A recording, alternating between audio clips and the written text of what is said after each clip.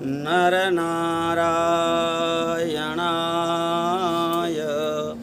परमहंस परमगुरवे आत्मा रामाधिपतये नमो नमः। नारायणं नमस्कृत्य नरं चैव नरोत्तमं देवीं सरस्वतीं व्यासं ततो जयमुदीरयेत्। ॐ ब्रह्मज्ञानं प्रथमं पुरस्तात् सुरुचो वेन आयवः सौपमा अस्य विष्टा सतस्य योनि मसतस्य विवः। ॐ ब्रह्मणे नमः। ॐ पावकानः सरस्वते वाजेभिर्वाजिनीवती यज्ञं वष्टिधिया वसु भगवत्यै सरस्वत्यै सावित्र्यै नमः।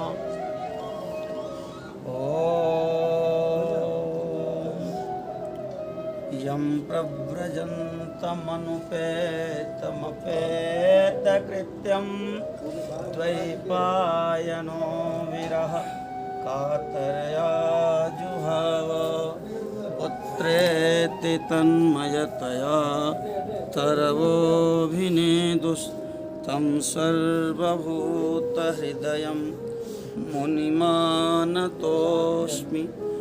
यः स्वानुभावमखिलश्रुतिसारमेकम् अध्यात्मदीपमतितितीर्षतां तमोन्धं संसारिणां करुणयाः पुराणगुह्यं तं व्याससूनुमुपयामि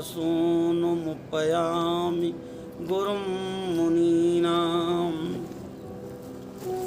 जयति पराशरसूनुः सत्यवती हृदयनन्दनो व्यासः यस्यास्य कमलगलितं वाङ्मयममृतं जगत्पिबति। व्यासाय विष्णुरूपाय व्यासरूपाय विष्णवे नमो वै ब्रह्मनिधये वासिष्ठाय नमो नमः। व्यासाय अचतुर्वदनो ब्रह्मा द्विबाहुरपरो हरिः अभाललोचनः शम्भुर्भगवान् वादरायणः। गुरुर्ब्रह्मा गुरुर्विष्णुः गुरुर्देवो महेश्वरः गुरुः साक्षात् परब्रह्म तस्मै श्रीगुरवे नमः। अखण्डमण्डलाकारं व्याप्तं येन चराचरं तत्पदं दर्शितं येन तस्मै श्रीगुरवे नमः। अज्ञानतिमिरान्धस्य ज्ञानाञ्जनशलाकया चक्षुरुन्मीलितं येन तस्मै श्रीगुरवे नमः। वर्णानाम् अर्थसङ्घानां रसानां छन्दसामपि मङ्गलानां च कर्तारौ वन्दे वाणी विनायकौ। भवानी शङ्करौ वन्दे श्रद्धा विश्वास रूपिणो याभ्यां विना न पश्यन्ति सिद्धाः स्वान्तस्थमीश्वरम्। वन्दे बोधमयं नित्यं गुरुं शङ्कररूपिणं यमाश्रितो हि वक्रोऽपि चन्द्रः सर्वत्र वन्द्यते गङ्गातरङ्गरमणीयजटाकलापं गौरी निरन्तर विभूषितवामभागं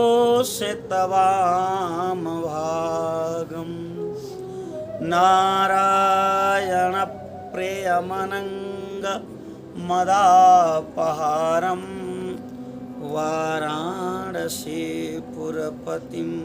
भज विश्वनाथं सानन्दमानन्दवने वसन्तम् आनन्दकन्दं हतपापवृन्दं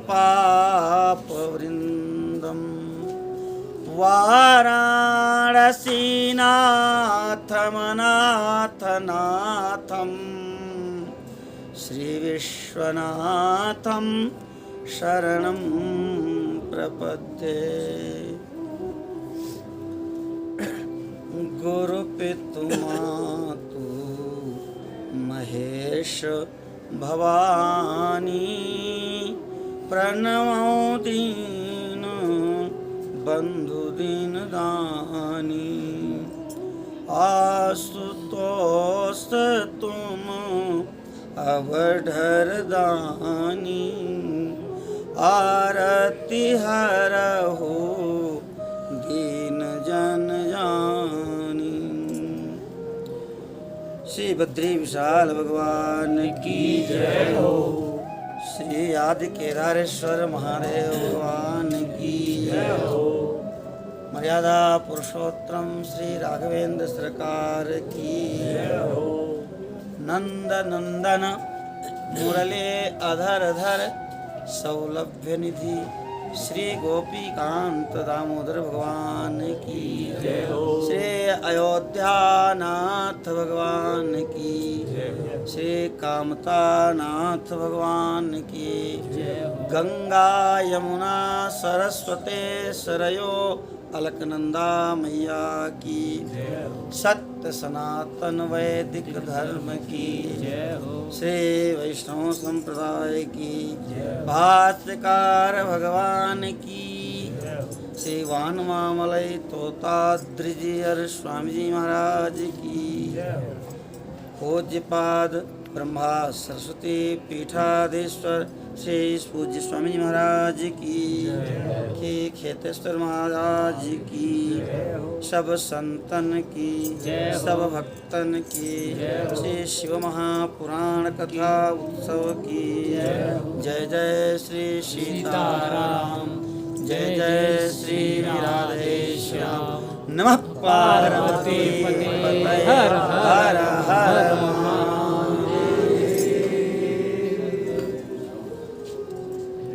भगवान की जय हो। परम कारुणिक अनंत वात्सल्य औदार्य सौशील्य अनंत कोटि गुणगणैक निलय करुणा सिंधु दया सिंधु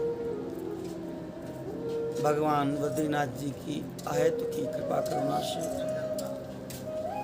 भगवान आदि केदारेश्वर महादेव की कृपा करुणा से एवं हम सब के बीच विराजमान तपो मूर्ति ज्ञान मूर्ति करुणा मूर्ति हम सब के गुरुदेव उनकी कृपा करुणा से समुपस्थित समस्त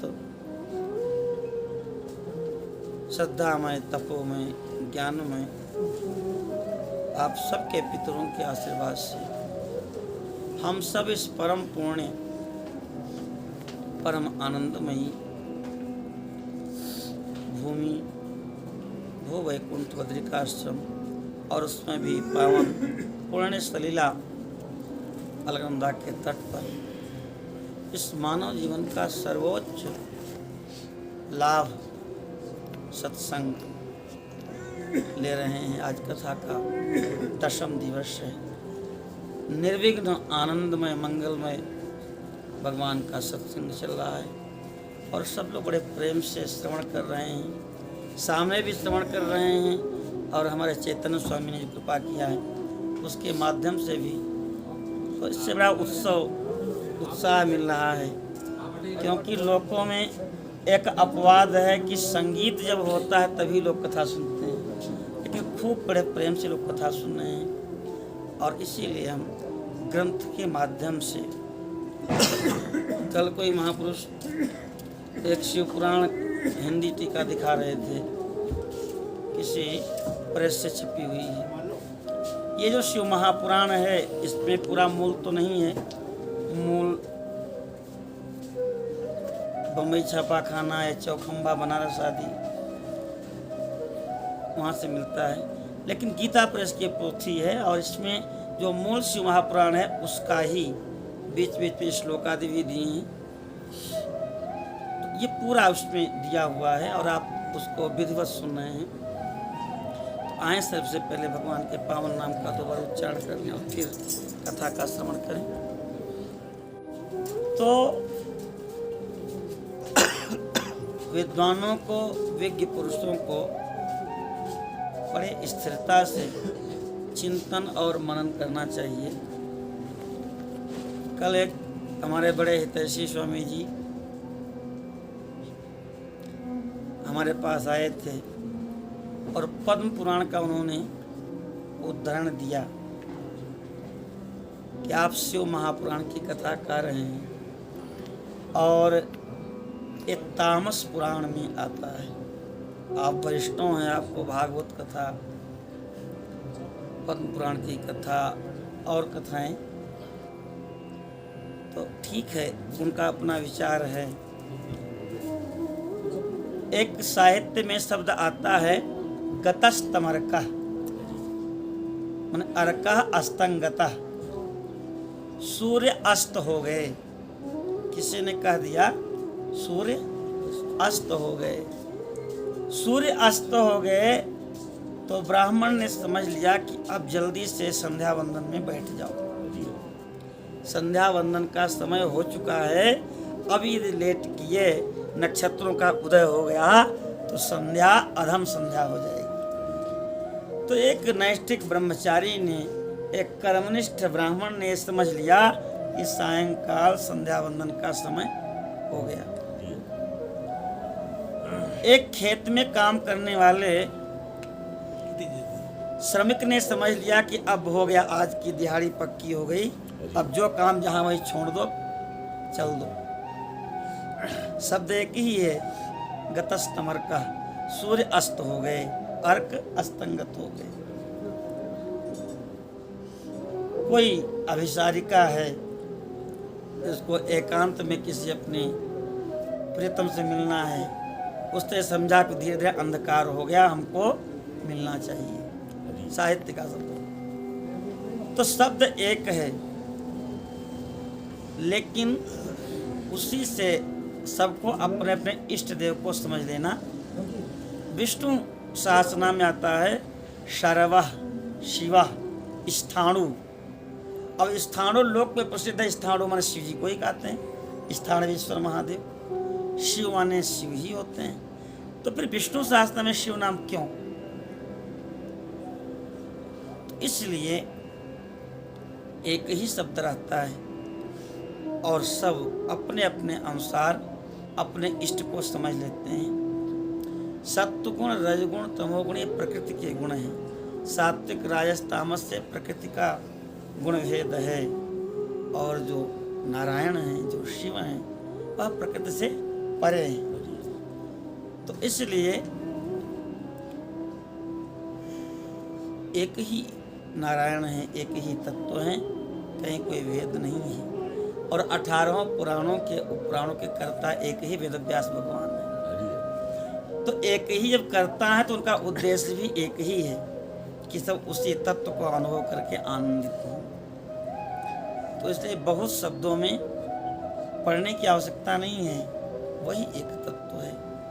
बार बार शिव महापुराण में आता है कि विष्णु और शिव में कोई भेद, एक ही तत्व दो भागों में हो गया।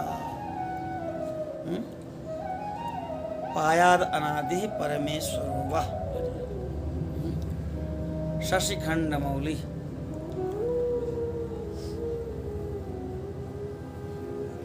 बहुत ऐसे स्तोत्र हैं जिसमें दोनों का अर्थ निकलता है। कल हम लोग भगवती सती का चरित्र जो रुद्र संहिता का 2 खंड है उसको श्रवण कर रहे थे।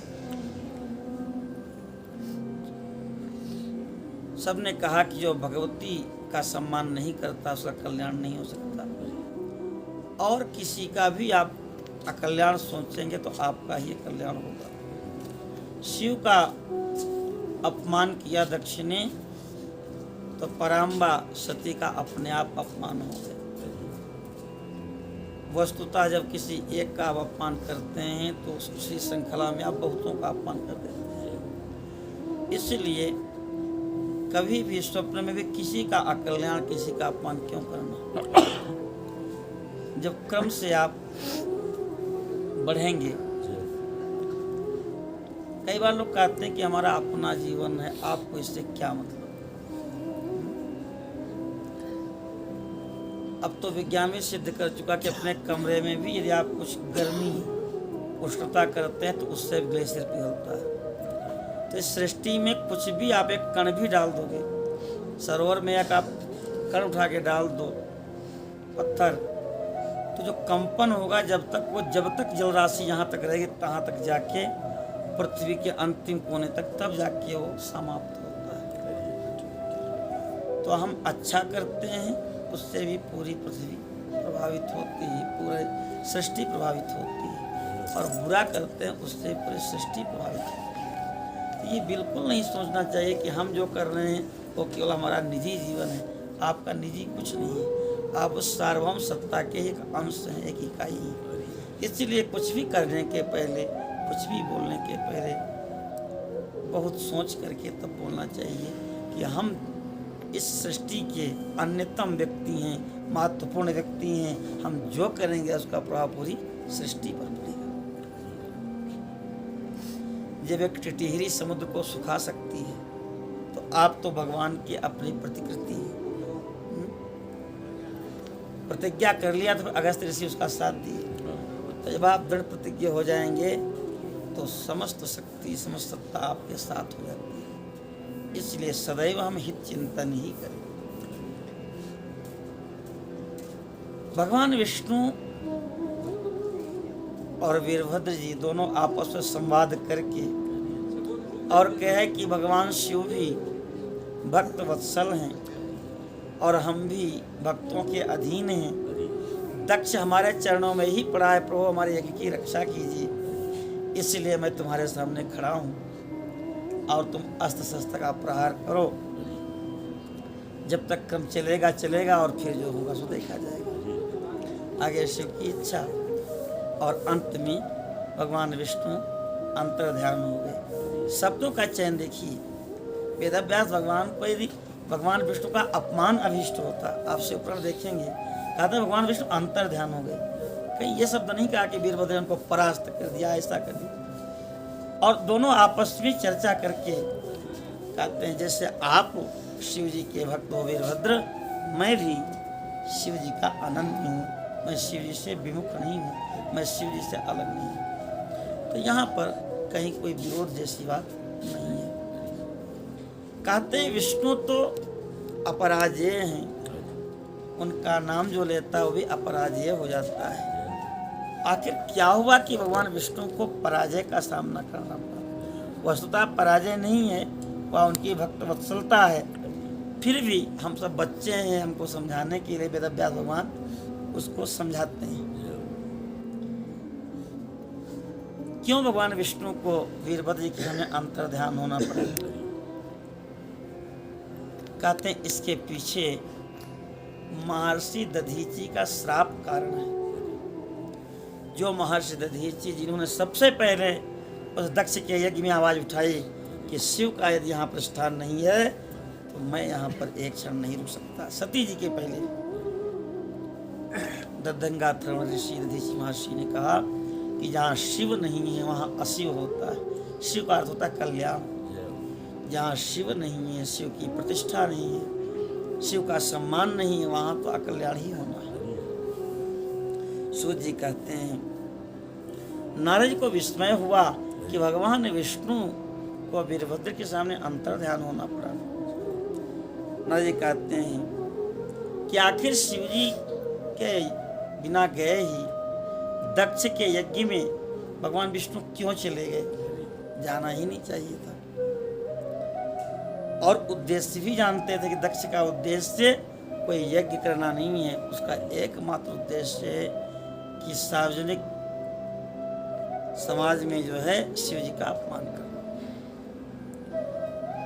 और अगर नहीं गए होते तो भगवान विष्णु का तिरस्कार नहीं होता। क्या वह भगवान शिव को जानते नहीं थे? और फिर उन्होंने रुद्रगणों के साथ युद्ध क्यों किया? उनको रुद्रगणों के साथ युद्ध नहीं करना चाहिए था। और हे करुणानिधे,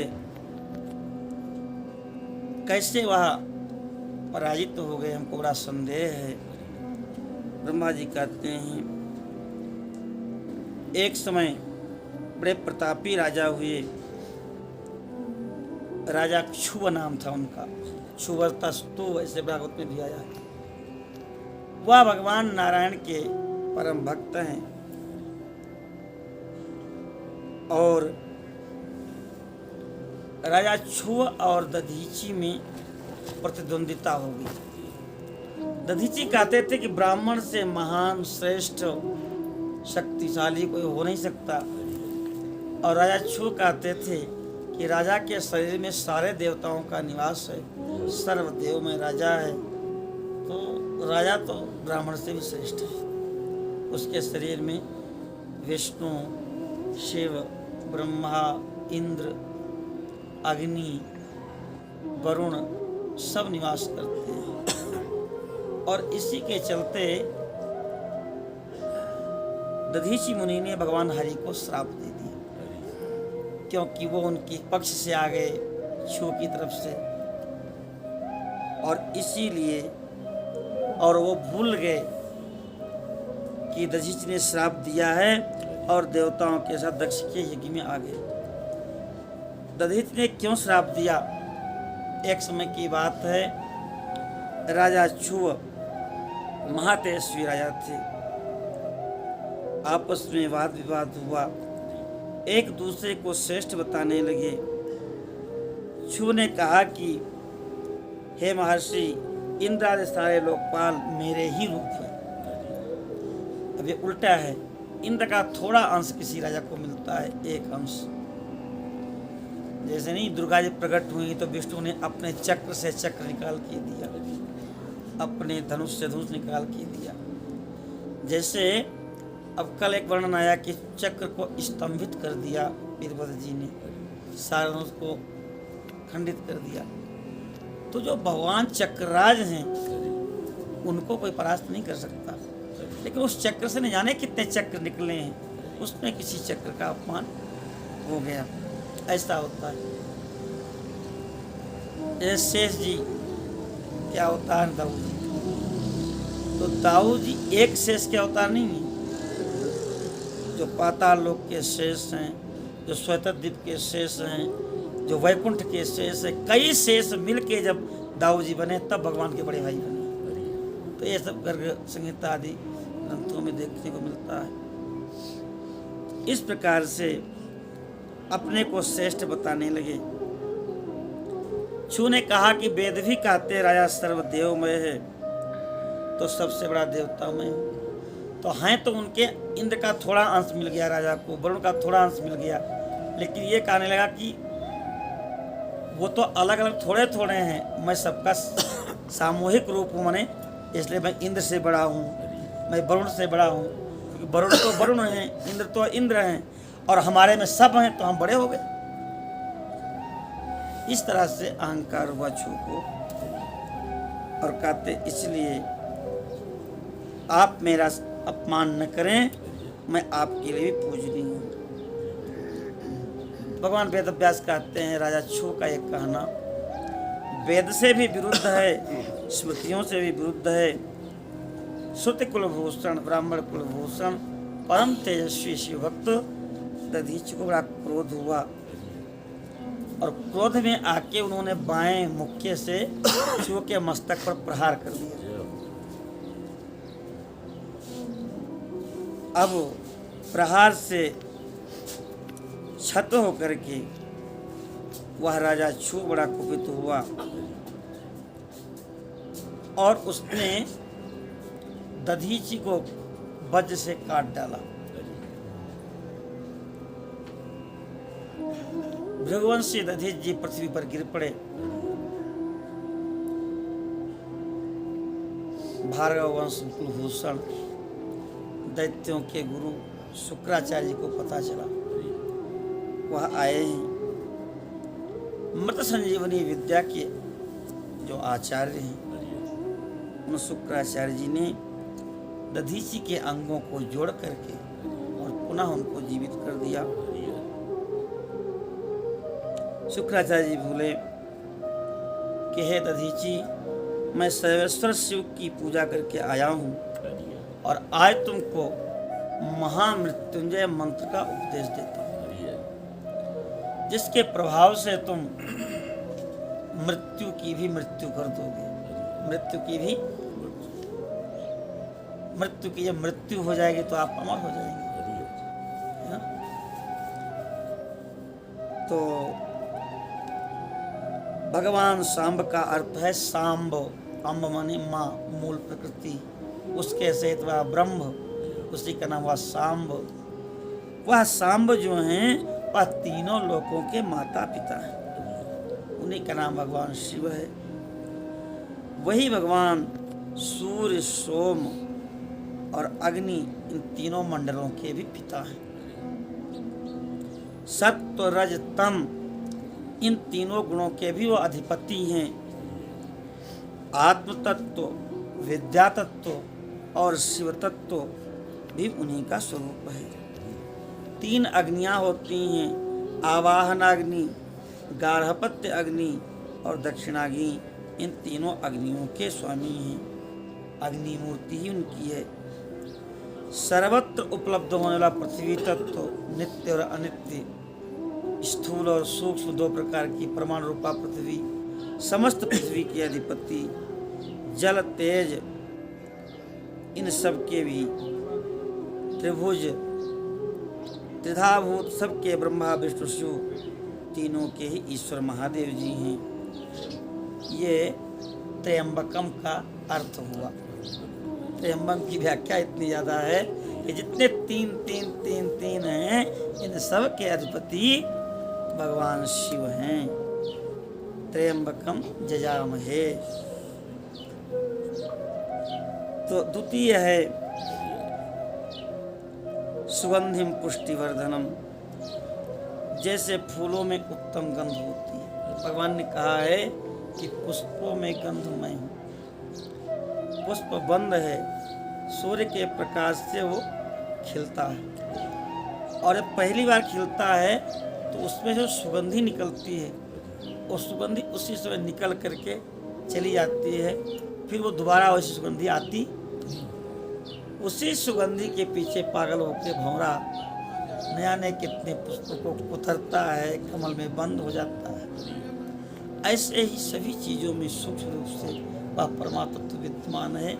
जो कुछ कहीं हमको आनंद का अनुभव होता है, आनंद केवल परमात्मा का अंश है और कहीं आनंद है नहीं, कहीं भी। तो सुगंधी जो पुष्प में है वो परमात्मा का ही स्वरूप है। तो कहते हैं संपूर्ण सुगंधी जो है वह सुगंधिम पुष्टिवर्धनम, वह सुगंधिम शिव की है।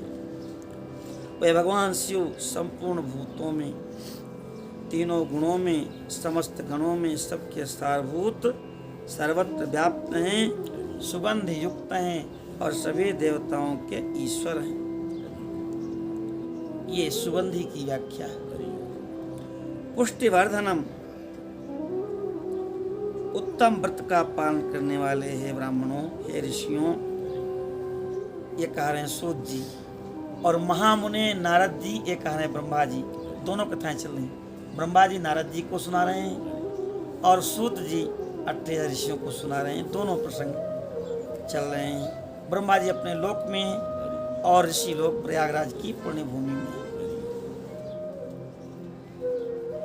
कहते हैं कि हे द्विश्रेष्ठ, उन अंतर्यामी पुरुष शिव से प्रकृति का पोषण होता है, महत तत्व से लेकर के और पृथ्वी तत्व तक। यही मूल प्रकृति को किसी ने उत्पन्न नहीं किया, चाहे शिव पुराण हो, चाहे देवी पुराण हो, चाहे भागवत पुराण हो। परमात्मा की इच्छा हुई, परमात्मा की इच्छा ही उनका अमोघ वीर्य है। उनकी इच्छा होते ही प्रकृति क्षुब्ध हुई और प्रकृति क्षुब्ध होते ही महत तत्व की उत्पत्ति हुई, समष्टि बुद्धि की, और उससे फिर अहंकार, आकाश, आकाश से वायु, वायु से अग्नि, अग्नि से जल, जल से पृथ्वी।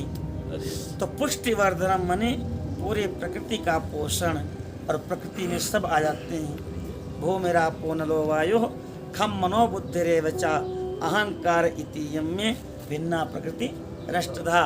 भगवान कहते मेरी ही प्रकृति है पर अपरा प्रकृति।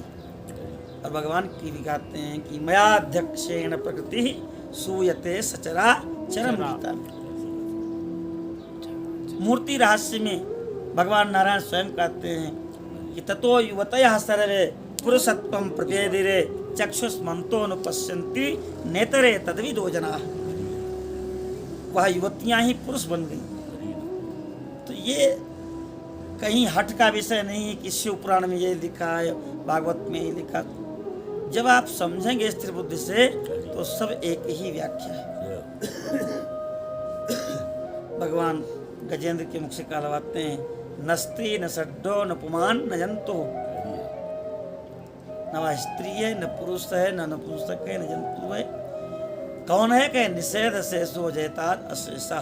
सबका निषेध करने के बाद जो शेष बचता है वही है।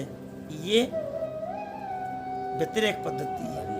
अन्य पद्धति से चिंतन करते हैं तो सब में वही व्याप्त है, एक कण भी उसके बिना नहीं है। जन्माद्यस्य यतोन्मयादि तरतस्।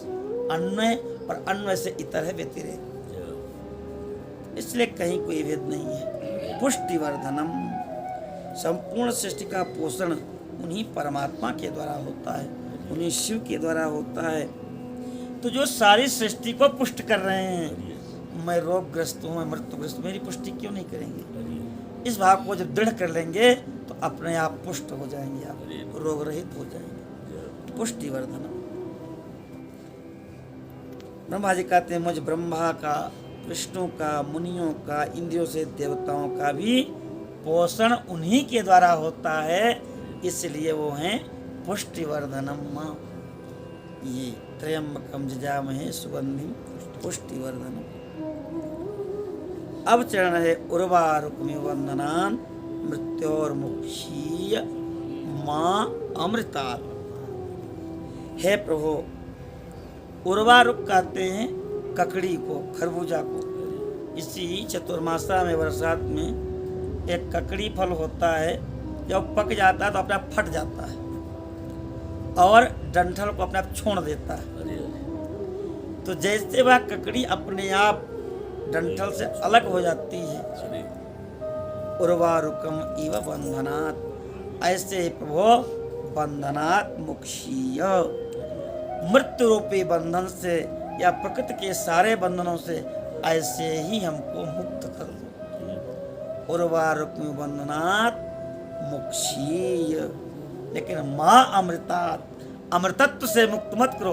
अमृतत्व तो चाहिए, मृत्यु से मुक्त करके अमृतत्व से जोड़ दो। ये इसलिए हम त्र्यंबकम जजामहे सुगंधिम पुष्टि वर्धनम मृत्योर्मुक्षीय माँ, माने नहीं, अमृता। त्र्यंबक क्यों उनका नाम है? इतने जितने तीन तीन तीन तीन तीन सबके स्वामी हैं, वो अधिपति हैं। मैं मृत्यु रूपी बंधन से मुक्त हो जाऊं और अमृतत्व को प्राप्त कर लूं। वह रुद्रदेव अमृतमय स्वरूप है।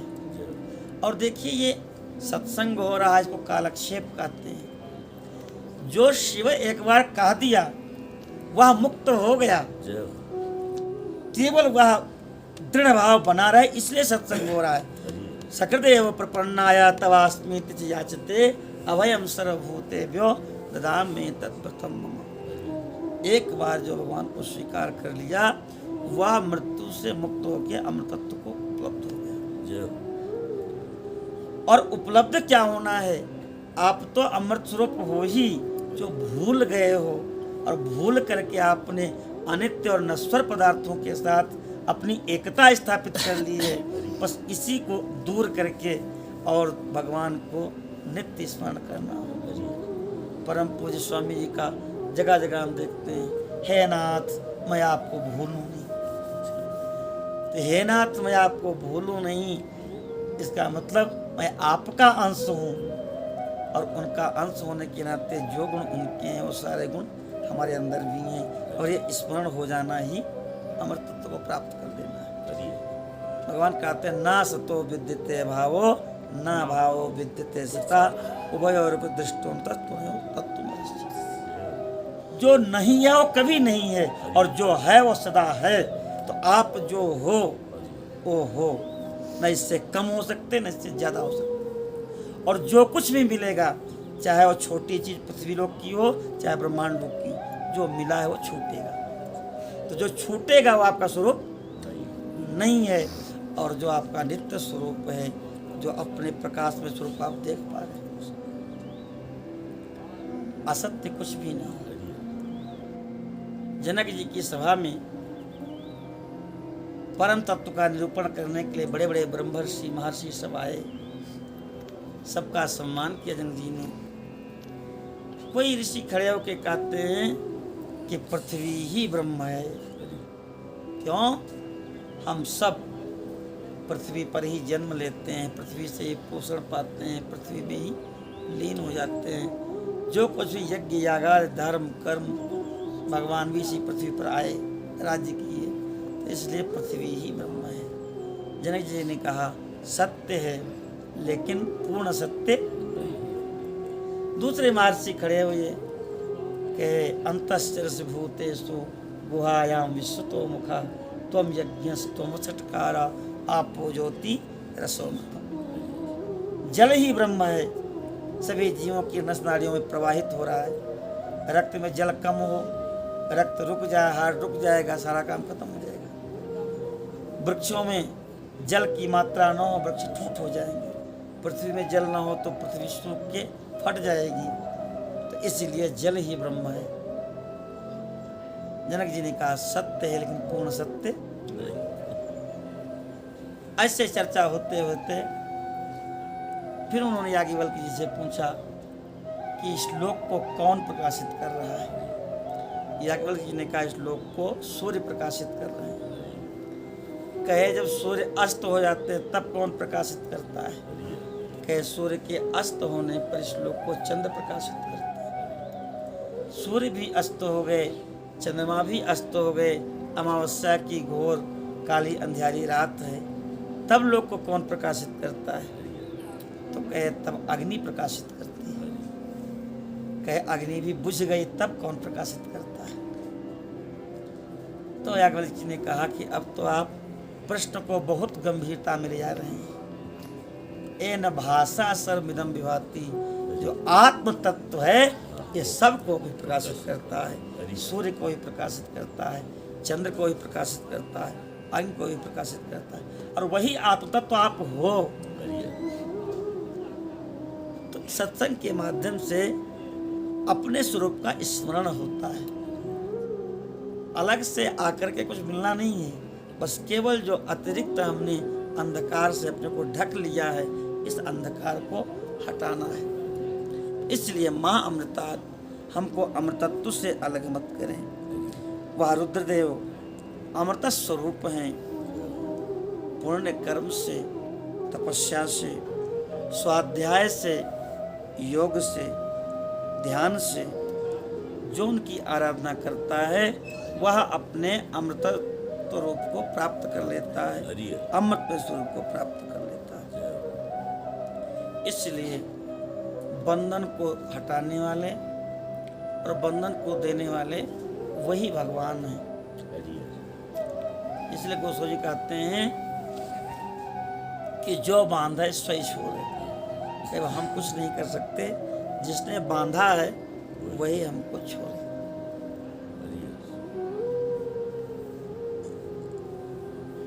गाय अपने बछड़े को चाट रही थी।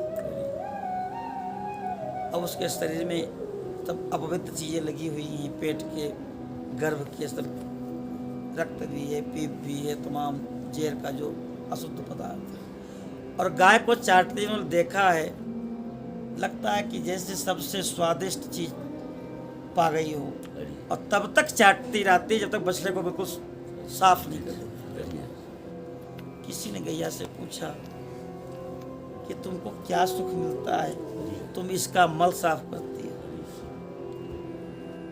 तो गौ माता ने कहा, मैं कोई उपकार नहीं कर रही हूँ। अगर ये हमारे पेट में न गया होता तो इसको मल क्यों लगता।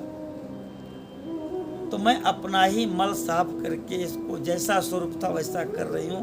मैं अलग से कोई इसके उपकार। ऐसे हो माँ परम बाबा भक्ति जीव का मल साफ करके परमात्मा की गोद में बिठा देती है। अभी छोटा बालक कोई आवे, मल मूत्र में लिपटा हो, धूल में लिपटा हो, तो पिता क्या करेगा? माँ को आवाज देगा, देखो इसको ठीक करो। और जब माँ उसको धुल करके साफ करके सिर में तेल कर दिया, आंखों में काजल लगा दिया, कपड़े पहना दिया, और तब पिता की गोद में बिठा देती है। ऐसे ही ये जो भक्ति है, जो परात्मा है, ये निर्मल करके हमको पिता की गोद में बिठा देती है। ऐसा अनुभव करना चाहिए। अलग अलग सबको मानने पर हम आनंद नहीं ले पाएंगे। एक ही सब हैं, सबका कार्य अलग अलग है। हर देश में तू, हर वेश में तू, तेरे नाम अनेक तू एक ही। यही मानना चाहिए। इस प्रकार से महामृत्युंजय मंत्र की दीक्षा साधन विधि दैत्याचार्य शुक्राचार्य जी ने अपने कुल के ही दधीचि जी को बताई है। यह मृत संजीवनी मंत्र है जो सर्वोत्तम है। शिव का स्मरण करते हुए तुम इसका जप करो। इससे आमंत्रित जल तुम सुबह पियो और शाम को पियो। तो ये दधीचि के लिए नहीं, ये हम सब के लिए उपदेश है। कोई किसी भी बीमारी से ग्रस्त है, मृत्युंजय मंत्र से, त्रयंबक मंत्र से आमंत्रित जल पिए, 40 दिन में निश्चय ही अभूतपूर्व लाभ होता है। जितनी भी असाध्य बीमारी है, शुक्राचार्य जी कहते हैं कि दधीचि जी, इससे आमंत्रित जल को दिन में और रात में पियो। शिव जी के समीप में बैठ करके उन्हीं का ध्यान करो। कहीं भी मृत्यु का भय नहीं रहेगा। मृत्यु तुम्हारा स्वरूप ही नहीं है। न्यास ध्यान विधि, कोई भी मंत्र ऐसे नहीं जपना चाहिए। आजकल प्रायः देखा जाता है कि मंत्र तो देते हैं गुरुजन, लेकिन मंत्र देने के बाद उसको ऐसे ही छोड़ देते हैं। जिसको आपने मंत्र दिया है, अपना शिष्यत्व प्रदान किया है, तो उस मंत्र का विनियोग, उसका हृदयादिन्यास, उसका ध्यान, उसके जप की विधि, उसको समझाइए आप घंटा 2 घंटा लगा करके। और बीच बीच में पूछिए कर रहे हो कि नहीं कर रहे। हवन में भी जिस मंत्र का हम न्यास ध्यान विनियोग करते हैं, उसके बाद ही उसके हवन का विधान है। शुक्राचार्य जी कह रहे हैं कि इसका न्यास ध्यान विनियोग करके और फिर जप करना। भगवान महामृत्युंजय का ध्यान बताते हैं। हस्ताम भोज युगस्थ कुंभ युगलात् उद्धृत तोयम शिरः सिंचन्तं करयोर युगेन दधतं स्वांके सकुंभौ करौ अक्षक्षग मृग हस्तमंबुजगतं मूर्धस्थ चंद्रम स्रवत् पीयूषोन्नतनुं भजे सगिरिजं मृत्युंजयं त्र्यंबकम्। हस्ताम्भोज युगस्त कुंभ युगलात। दो हाथों में दो अमृत के कलश लिए हुए हैं भगवान शिव, और दोनों हाथों से अपने ऊपर ही उस अमृत को सींच रहे हैं, अपने आप अभिषेक कर रहे हैं, और अन्य दोनों हाथों को ऐसे गोद में रखे हुए हैं।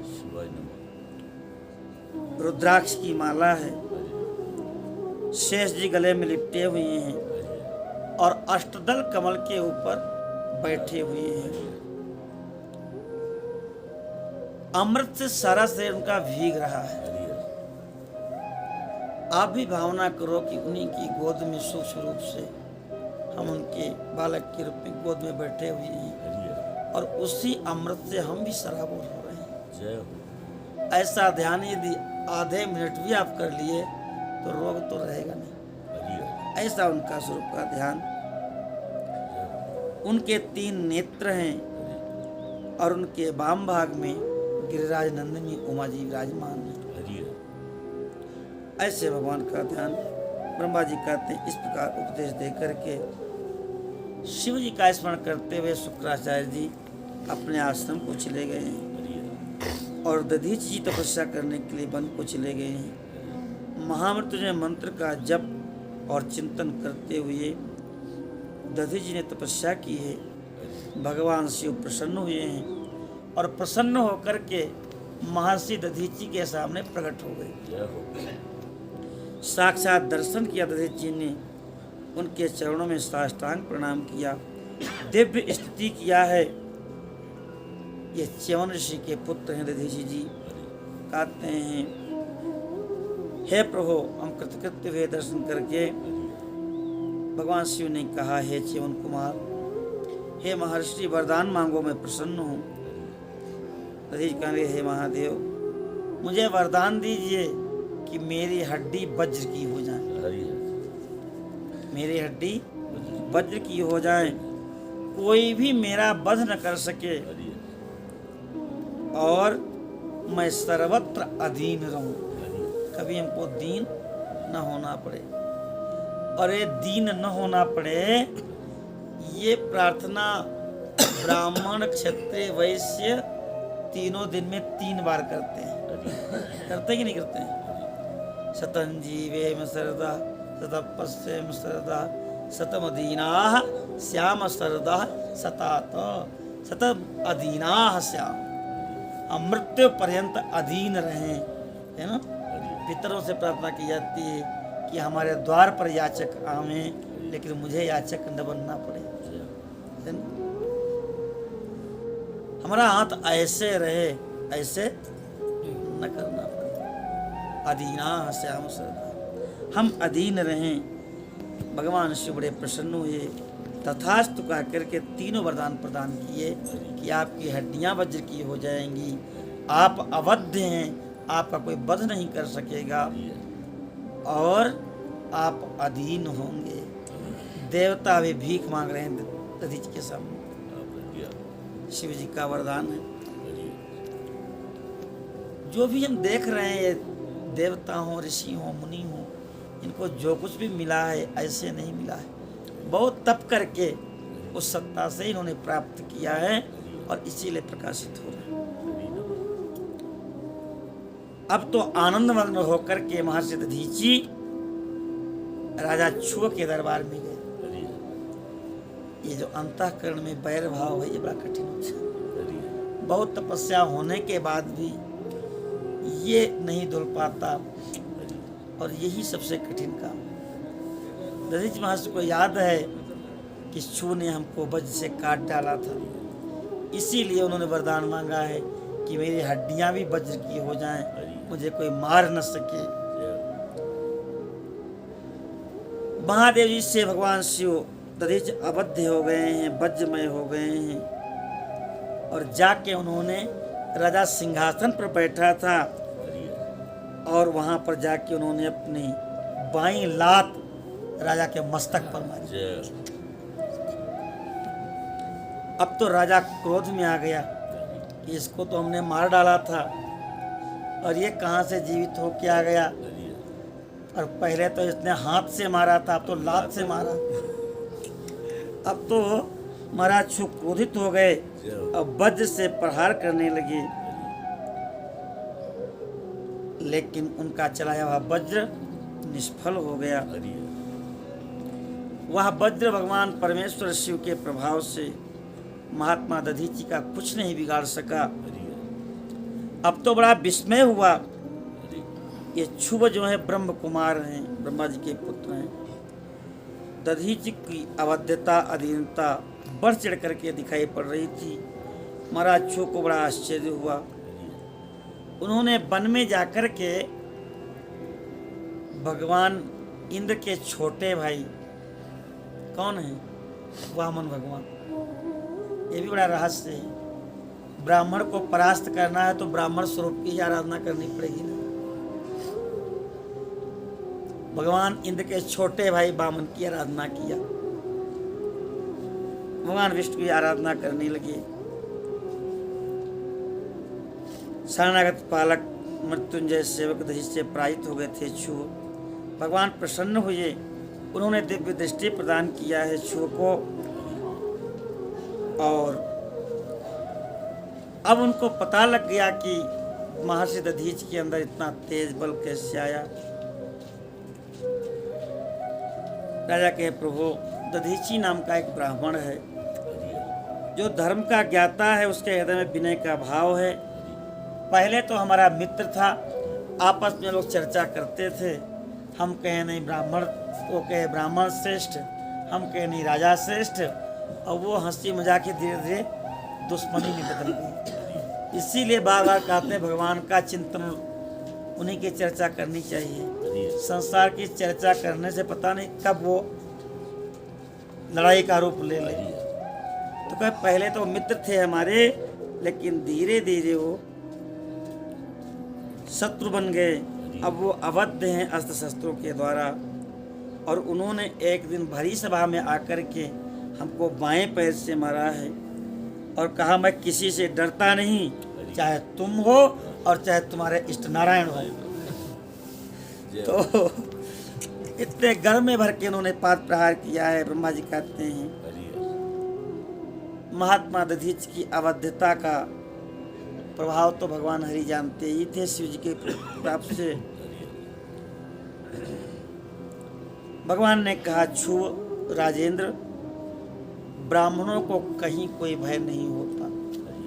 नारायण पराः सर्वे न कुतश्चन विद्यते स्वर्गा पवर्ग नरके स्वपितुल्यार्थ दर्शिना। क्या फर्क पड़ता है, हम कहीं भी रहेंगे, हम अपनी भगवती गायत्री से सुरक्षित हैं, अपने इष्ट से सुरक्षित हैं, वही हमारा क्या करेगा। चंद्रशेखर आश्रय मम किम करिष्यति वही। इसलिए दधीची महर्षि निर्भय हैं। हे भूपति, रुद्र भक्तों के लिए तो भय नाम की कोई चीज है ही नहीं। मैं तुम्हारी ओर से कुछ भी करूं तो उससे महर्षि दधीची को कष्ट होगा। महर्षि दधीची को कष्ट होगा तो भगवान शिव को कष्ट होगा, और वो मेरे शाप का कारण बन जाएगा। राजेंद्र, दधीची के शाप से दक्ष के यज्ञ में सुरेश्वर शिव से मेरी पराजय हो जाएगी, होगी, फिर उत्थान भी हो जाएगा। इसलिए तुम्हारे साथ रह करके मैं कुछ भी करना नहीं चाहता। मैं अकेला ही तुम्हारी तरफ से दधीची को जीतने का प्रयास करूंगा। और शरणागत वत्सल हैं भगवान, भक्त ने तपस्या किया है तो क्या करें। राजा बोले बहुत अच्छा है, वहीं पर रुक गए। ब्रह्मा जी कहते हैं भक्त वत्सल भगवान विष्णु ब्राह्मण का वेश बना करके राजा छू की तरफ से महर्षि दधीची के आश्रम पर गए हैं, और उन्होंने शिवभक्त शिरोमणि महर्षि दधीची जी को प्रणाम किया। बोले भगवान शिव की आराधना में तत्पर रहने वाले अविनाशी ब्रह्मर्षि दधीची, मैं तुमसे एक वरदान मांगना चाहता हूँ, तुम मुझे दे दो। अब अधीनाः श्याम जो मांगे हैं कि मैं अधीन रहूं, तो भगवान विष्णु भी वहां याचना करने पहुंच गए। शुभ की कार्य की सिद्धि के लिए देवाधिदेव श्री हरि के इस प्रकार कहने पर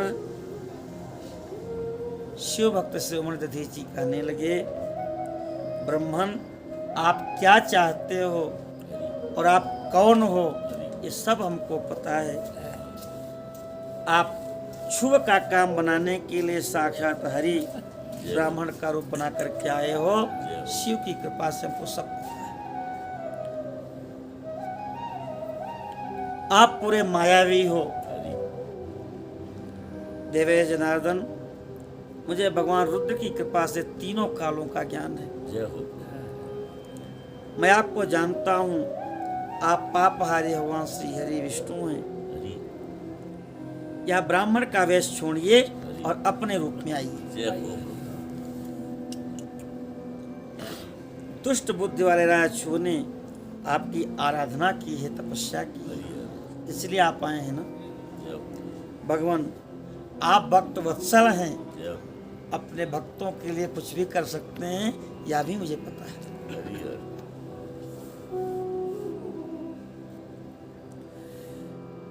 या छल छोड़िए, अपने रूप में आइए। भगवान शंकर के स्मरण में मन लगाइए और ऐसी दशा में यदि मुझ में किसी को भय हो मुझसे, तो सत्य की शपथ से कहिए, मैं तो केवल शिव की आराधना करता हूँ, हमसे किसी को भय नहीं होना चाहिए। मैं कभी झूठ नहीं बोलता। इस संसार में किसी देवता या दैत्य से भी मुझे भय नहीं होता। भगवान नारायण कहने लगे, हे दधीचि, तुम्हारा भय सर्वथा नष्ट हो चुका है, क्योंकि तुम निरंतर शिव की आराधना में लगे रहते हो। इसलिए आप सर्वज्ञ हो गए हो, त्रिकालज्ञ हो गए हो। लेकिन तुम एक वरदान हमको मांगे दे दो। तुम राजा शुभ से जाके कह दो कि मैं तुमसे डरता हूं।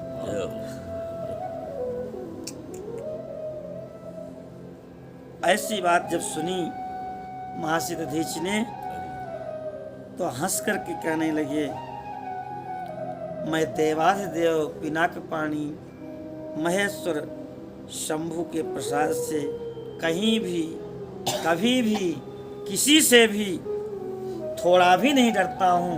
मैं सदा निर्भय रहता हूँ। मैं ये नहीं कह सकता कि मैं छू से डरता हूँ।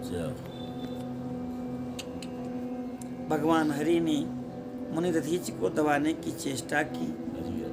देवताओं ने भी भगवान का साथ दिया, किंतु सबके अस्त्र कुंठित हो गए। महर्षि दधीचि का बाल बांका नहीं। भगवान विष्णु ने अनेक गणों की सृष्टि किया, परंतु महर्षि जी दधीचि ने सबको भस्म कर दिया। तब भगवान ने अपनी अनंत विष्णु मूर्ति को प्रकट किया। तब च्यवन कुमार दधीचि ने भगवान विष्णु से कहा, महाबाहो, माया का त्याग कर दो, मायावी मत बनो। आप विचार करने से यह प्रतिभास मात्र प्रतीत होता है। करोड़ों हो जाओ, आप अनंत हो जाओ, लेकिन हो तो एक ही। ये हमसे छिपा नहीं है। मैंने सहस्त्रों माने अनंत दुर्विज्ञेय वस्तुओं को जान लिया है। आप चाहो तो मेरे अंदर संपूर्ण जगत को देख सकते हो।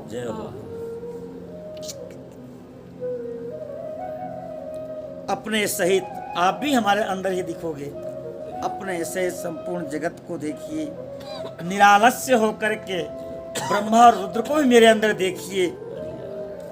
मैं आपको दिव्य दृष्टि देता हूं। ऐसा दधीचि कहने लगे। भगवान शिव की कृपा से, भगवान शिव के तेज से च्यवन कुमार दधीचि मुनि ने अपनी देह में ही भगवान विष्णु को संपूर्ण ब्रह्मांड का दर्शन करा दिया। तो दधीचि भगवान की जय हो। दधीचि भगवान का मंदिर नैमिषारण्य में है, जो तीर्थ है मिश्रिक तीर्थ। वहाँ ऋषि दधीचि ने भगवान दधीचि का मंदिर, सबका दर्शन कराया। भगवान विष्णु ने महर्षि दधीचि के ऊपर क्रोध करना चाहा और उसी समय राजा छु वहां पर आ गए, क्योंकि वो वहीं पर ठहरे ही थे। तपस्या भगवान प्रसन्न हो गए और उन्होंने कहा मैं जाता हूँ, दधीचि को परास्त करता हूँ। तो राजा छु वहीं पर टिके थे, कहीं गए नहीं थे, देख रहे थे। राजा छु वहां पर आए हैं और ब्रह्मा जी कहते हैं निश्चेष्ट पड़े हुए भगवान पद्मनाभ को और देवताओं को क्रोध करने से मैं रोका कि अब आप दधीचि के ऊपर क्रोध मत कीजिए। मेरी बात मान करके ब्राह्मण दधीचि को न देवताओं ने परास्त किया, न भगवान विष्णु ने परास्त किया। श्री हरि उनके पास गए और दधीचि ऋषि को प्रणाम किया। छु अत्यंत दीन होकर के आए हैं और उन्होंने भी दधीचि के चरणों में प्रणाम किया, प्रार्थना करने लगे। शो बोले है शिव भक्त शिरोमणि, प्रसन्न होइए, मुझ पर कृपा कीजिए। ब्रह्मा जी कहते हैं कि प्रार्थना से प्रसन्न होकर के दधीचि ने छु के ऊपर कृपा किया, अनुग्रह किया है। भगवान विष्णु को देख करके मुनि क्रोध में भर गए और मन ही मन शिव का स्मरण करके विष्णु और अन्य देवताओं को श्राप देने लगे। भक्त वत्सलता तो ठीक है, लेकिन जब आपने ही मर्यादा बनाई है कि ब्रह्म तेज सर्वोपरि है, तो भक्त वत्सलता में पड़ के आप ब्राह्मण को दबाने क्यों आ गए? तो कभी कभी भगवान भी कुछ गड़बड़ कर देते हैं, कह देते कि भाई ये तो हमारी ही बनाई मर्यादा है, तो तुम क्यों उस ब्राह्मण के ऊपर अपने को मानना चाहते हो? बात खत्म हो जाती। लेकिन भक्त वत्सलता बस वो भी भक्त के कहने में आ गए तो महर्षि श्राप देने लगे। कहे देवराज इंद्र के सहित समस्त देवताओं मुनीश्वरों, तुम सब रुद्र की क्रोधाग्नि से विष्णु सहित पराजित होगे और ध्वस्त हो जाओगे। ये मेरा श्राप। माने सब देवता क्यों परास्त हो गए वीरभद्र जी से, इसमें मूल क्या है ये बता रहे वेद भगवान। इस प्रकार देवताओं को श्राप दे करके छु की ओर दधीचि ने देखा, कहा राजेंद्र, ब्राह्मण ही बली और प्रभावशाली होते हैं, ये तुम देख लो। ऐसा स्पष्ट रूप से कह करके ब्राह्मण दधीचि अपने आश्रम में चले गए।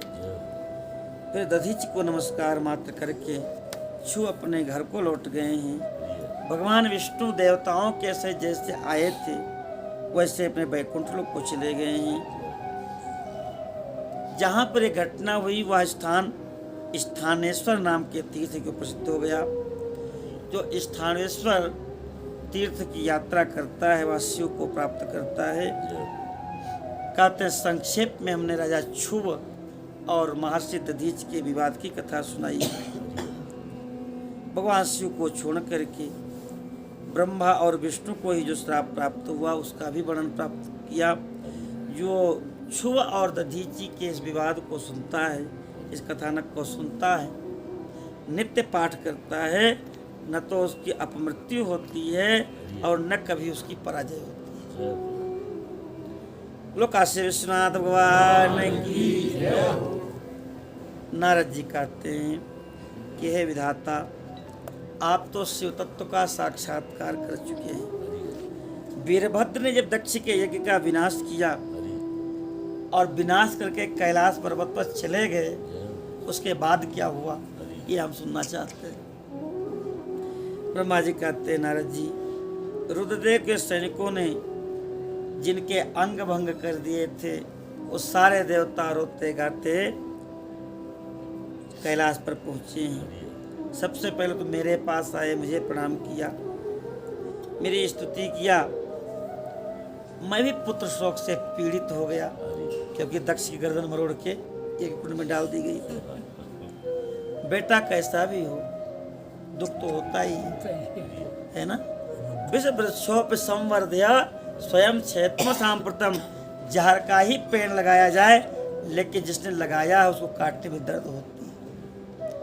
ब्रह्मा जी कहते हैं मुझे कष्ट हुआ जब हमने सुना कि दक्ष को वीरभद्र ने वध कर दिया है।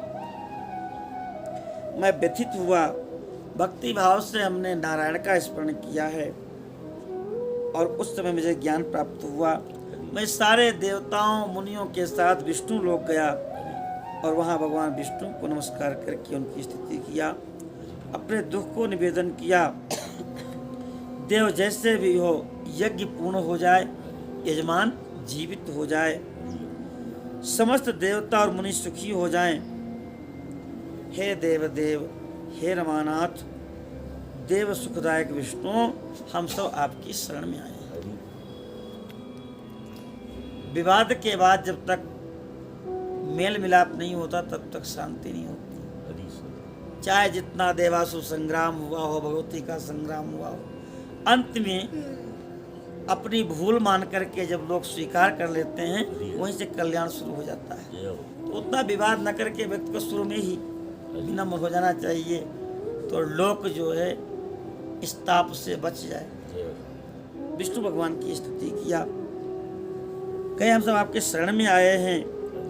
हे लक्ष्मीपति, आपका मन सदैव अपने इष्ट शिव में लगा रहता है।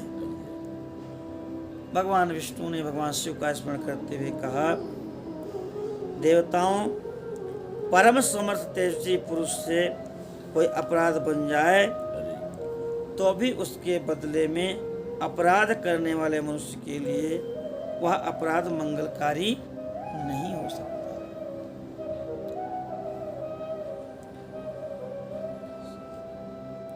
एक हम लोग पढ़ते थे व्याकरण में, देवदत्त हंति हतन्याय।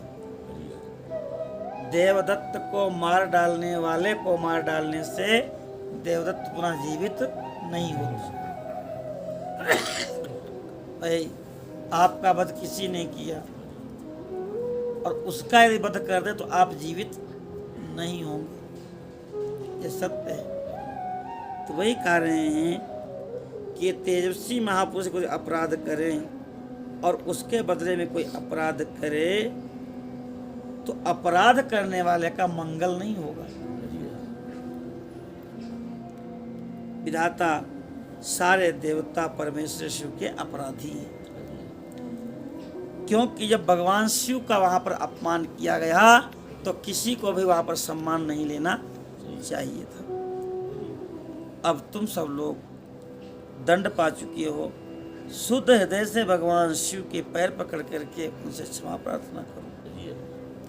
क्षमया रोचते पृथ्वी। जमदग्नि जी ने अपने बेटे परशुराम से कहा है कि जो भी लोक तुमको सुखी दिख रहा है ये केवल क्षमा के कारण दिख रहा है, और ब्राह्मण को विशेष रूप से क्षमाशील होना चाहिए, चाहे विप्रो क्षमा धनी।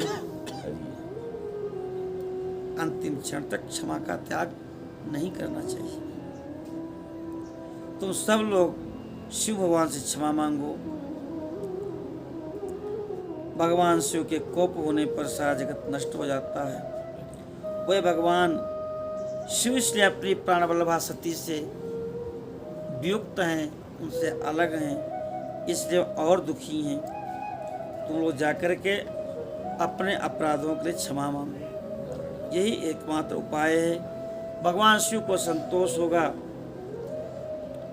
और मैं भी शिव के निवास पर चल करके उनसे क्षमा मांगूंगा।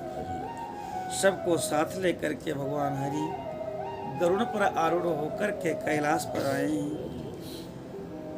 सारे देवता मुनि प्रजापति जिनके स्वरूप हैं, वे हरि ही भगवान वैकुंठ धाम से कैलाश पर्वत पर आए हैं।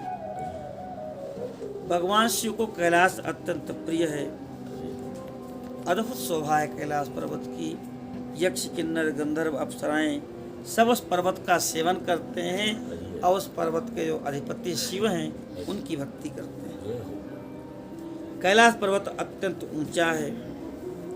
उन्हीं के पास में रुद्रदेव के मित्र उनके भक्त कुबेर की अलकापुरी है, जो अत्यंत रमणीय है, जो रत्न जटित दीपों से प्रकाशित होती रहती है। वहीं पर सौगंधिक वन है, वह सौगंधिक वन भी सुगंधि प्रदान करने वाले वृक्षों से हरा भरा है। उन्हें ऐसा कोई भी वृक्ष उस वन में नहीं है जिससे दिव्य सुगंधि न निकलती, ऐसा सुगंधित वन है। कहते हैं कि वहाँ जो फल हैं वह भी सुगंधित हैं। वहीं पर 2 नदियाँ प्रवाहित हैं, नंदाचा अलकनंदाचा, नंदा और अलकनंदा 2 नदियाँ प्रवाहित हैं। यक्षराज कुबेर के अलकापुरी और सौगंधिकन को पीछे छोड़ करके आगे थोड़े दूर पर शिव जी का वट वृक्ष है, जिसके नीचे शिव जी विराजमान है। चारों तरफ वट वृक्ष की अविचल छाया फैली हुई है। वह वृक्ष 100 योजन ऊंचा है। 100 योजन माने 400 कोस, और 400 कोस मतलब 1200 किलोमीटर ऊंचा। इतना विशाल वह वट वृक्ष है। उसकी शाखाएं 75 योजन फैली हुई हैं चारों तरफ। इतनी छाया, इतना विशाल वट वृक्ष है। उस पर कोई पक्षियों का घोंसला नहीं है। ग्रीष्म का ताप कभी वहां तप्त नहीं करता। अद्भुत वह वट वृक्ष है। बड़े बड़े पुण्यात्माओं को ही उस वट वृक्ष के दर्शन होते हैं। अत्यंत रमणीय है, पावन है, और वही भगवान शिव का निवास स्थल, योग स्थल है। योगियों के द्वारा सेव्य परम उत्तम है। उस वट वृक्ष के नीचे भगवान विष्णु, ब्रह्मा जी, सारे देवता, महासिद्ध सनक सनंदन सनातन सनत कुमार भगवान, सब के सब वहाँ बैठे हैं। भगवान शिव परम शांत हैं। उनके सखा कुबेर तो यक्षों के गुह्यों के अधिपति हैं। वह अपने कुटुंबियों के सहित उनकी सेवा कर रहे हैं। भगवान शिव का दिव्य रूप है। भगवान शिव सबके सुहृद हैं। किसी का अकल्याण शिव जी नहीं करते। हे नारद जी, उस दिन व्याघ्र आसन पर नहीं बैठे हैं शिव जी, कुशासन पर बैठे हैं।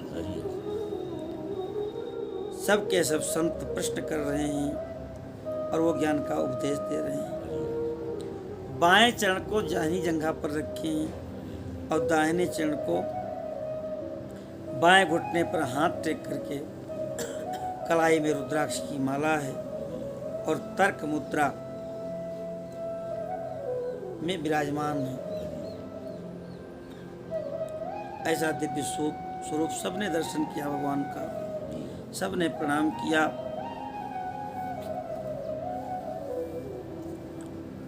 भगवान शिव की स्तुति करने लगे विष्णु आदि देवता, और दिव्य स्तुति करके भगवान कहते हैं, हे परमेश्वर आप प्रसन्न होइए। सारी सृष्टि अचेत हो रही है, नष्ट हो रही है। आप सदा हम सबकी रक्षा कीजिए, रक्षा कीजिए। हे करुणानिधि शंभो, आपने अब तक नाना प्रकार की आपत्तियों से जैसे रक्षा की है, वैसे आज भी रक्षा कीजिए। आप प्रजापति दक्ष का भी उद्धार कर दीजिए। भग के नेत्र जो निकाल लिए हैं चंडीश ने, वो भी उनको प्रदान कर दीजिए। भूखा के दांत जम जाएं और भ्रू की दाढ़ी मूछ पहले जैसी हो जाए। हे शिव जी, आयुधों और पत्थरों की वर्षा से जिनके अंग भंग हो गए हैं, वो अंग स्वस्थ हो जाए। यज्ञ कर्म जो शेष है, आप कृपा करें तो वह पूर्ण हो जाए। हे रुद्रदेव, आप ही यज्ञ स्वरूप हो, इसलिए उसे पूर्ण होना चाहिए। सबने दंडवत प्रणाम किया शिव जी को लेट करके। ब्रह्मा जी कहते हैं, उस समय ब्रह्मा, लोकपाल, प्रजापति, मुनियों से श्रीपति विष्णु ने जब प्रसन्न हो ये ऐसा कहा है, तो भगवान शिव कहे, हे सुरश्रेष्ठ विष्णु जी, हे ब्रह्मा जी, आप दोनों मेरी बात को सुने। मैं सच्ची बात बता रहा हूँ। आप दोनों की सभी बातों को मैंने सदैव माना है। दक्ष के यज्ञ का विध्वंस मैंने नहीं किया। दक्ष स्वयं ही दूसरों से द्वेष करने वाले हैं, और जो जिसके साथ द्वेष करता है उसके साथ द्वेष ही होता है। हनुमान जी ने कहा लंका हमने नहीं जलाई। उल्लंघ्य सिंधो सलिलम सलीलम यह शोकवर्णिम जनकात्मजाया। जानकी जी से शोक रूपी अग्नि को लिया, आदाय तेनैव ददाह लंका, और उसी से लंका को विध्वंस कर दिया। जब किसी को आप दुख देंगे तो वह दुख बढ़ते हुए क्रम में अनंत गुना होके आपके ऊपर आएगा। इसलिए किसी की भी दुख देने की परंपरा का निर्माण ही न करें। इसे सबको प्रणाम करने के लिए कहा गया। भिखारियों को भिक्षा क्यों दी जाती है, प्रार्थना की जाती है?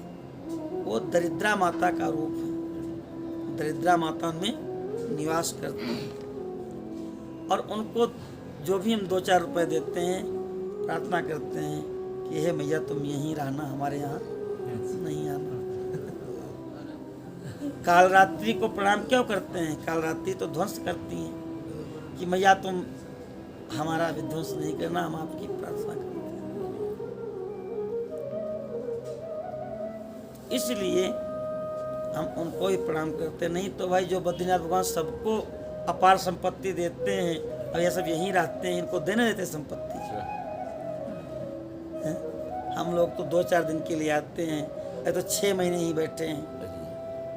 तो वो भी भगवान का एक स्वरूप है दरिद्रा के रूप में। ये नहीं समझना चाहिए कि बताइए भगवान इनको क्यों नहीं धनी बना देते।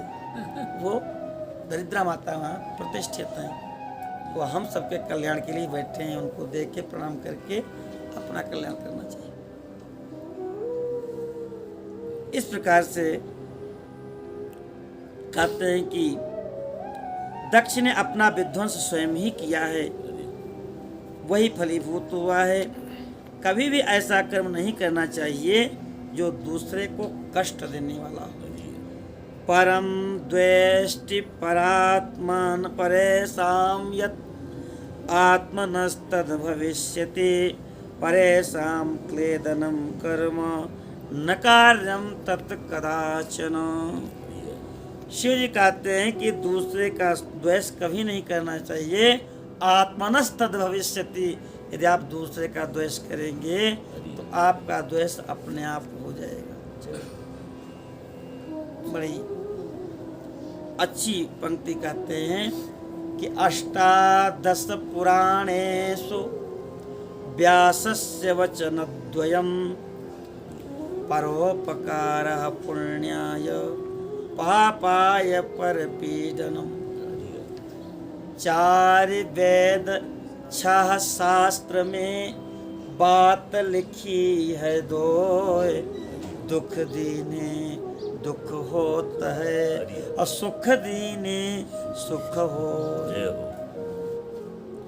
परहित सरिस धर्म नहीं भाई और पर पीड़ा सम नहीं अधमाई। शिव जी कहते हैं कि जब कभी आप दूसरे का अनिष्ट चिंतन करेंगे तो आप भूल जाते हैं कि मैं अपना ही अनिष्ट चिंतन कर रहा हूँ। इसलिए हमने कोई यज्ञ विनाश नहीं किया। दक्ष का मस्तक जल करके गिर गया है, इसलिए इनके सिर पर बकरे का मस्तक लगा दिया जाए। भग देवता को तो नेत्र नहीं मिलेंगे, अब मित्र देवता के नेत्र से ये वे देखें। दूसरे की सहायता से देखते हैं, जैसे कोई प्रज्ञा चक्षु हो तो उसको एक टिकाने वाला मिल जाए। शिवन ऋषि ने यही तो कहा था उनसे, राजा सरयाती से, कि तुम्हारी बेटी यदि हमारे नेत्र बन जाए तो मैं क्षमा कर दूंगा। तो बेटी ने उनकी आंखें फोड़ दी थी। तो कहे अब ये मित्र देवता के नेत्रों से ही देखें। और पूखा देवता जिनके दांत टूट गए हैं तो दांत तो नहीं जमेंगे, दांत 2 ही बार जमते हैं, तिबारा तो नहीं जमते। तो कहे अब इनको पिसे हुए आटे के पिंड मिलेंगे जो बिना दांत के भी खाए जा सकते हैं, अब इनको दांत नहीं आएंगे। और भृगु की जो दाढ़ी है वो अब नहीं आएगी, जितनी है उसी में संतोष है।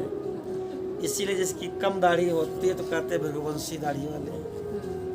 कुछ लोगों के दाढ़ी बाल बहुत कम होते हैं। कहे ऐसे ही रहेगा। इस प्रकार से मुझ यज्ञ वाक्य के रूप में यज्ञ की अवशिष्ट वस्तुएं दी हैं। सबके अंग ठीक हो जाएं। अध्वर्यु यागिकों से जिनकी भुजाएं टूट गई भुजाएं ठीक हो जाएं।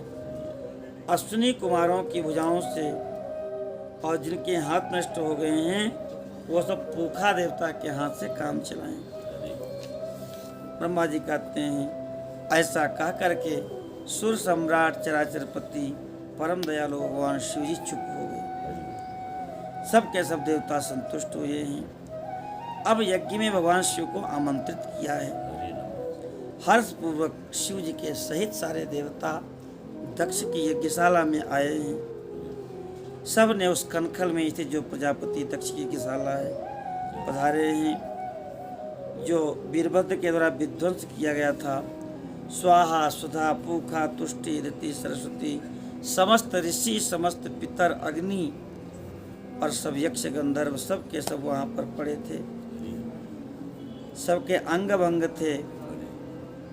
उन सब को भगवान शिव ने अपनी दृष्टि से ठीक किया है। भगवान शिव वीरभद्र से कह रहे हैं कि दक्ष का सिर कहाँ है। वीरभद्र ने कहा प्रभु शंकर मैंने उसी समय दक्ष के सिर को अग्नि में होम कर दिया था। भगवान श्री और भृगु आदि सब ने उनके सिर पे बकरे का सिर लगाया है। उनके जोड़ते ही प्रजापति के शरीर में प्राण आ गए और उन्होंने सामने शिव जी को देखा। अब तो दया उमड़ आई और स्तुति करने लगे शिव जी की। तो स्तुति कर रहे हैं तो अंदर से स्वर तो आ रहा है लेकिन मुख बकरे का है तो वाक तंत्र जो बकरे का वैसी आवाज आती है। इसलिए शिव भक्त आज भी दक्ष की स्थिति जो ऐसे मुंह जाते हैं करके ये जो बजाते हैं ये वही बकरे की अनुकृति है। प्रवर्ततां वाच सदैव बम बम। इस प्रकार से स्तुति किया।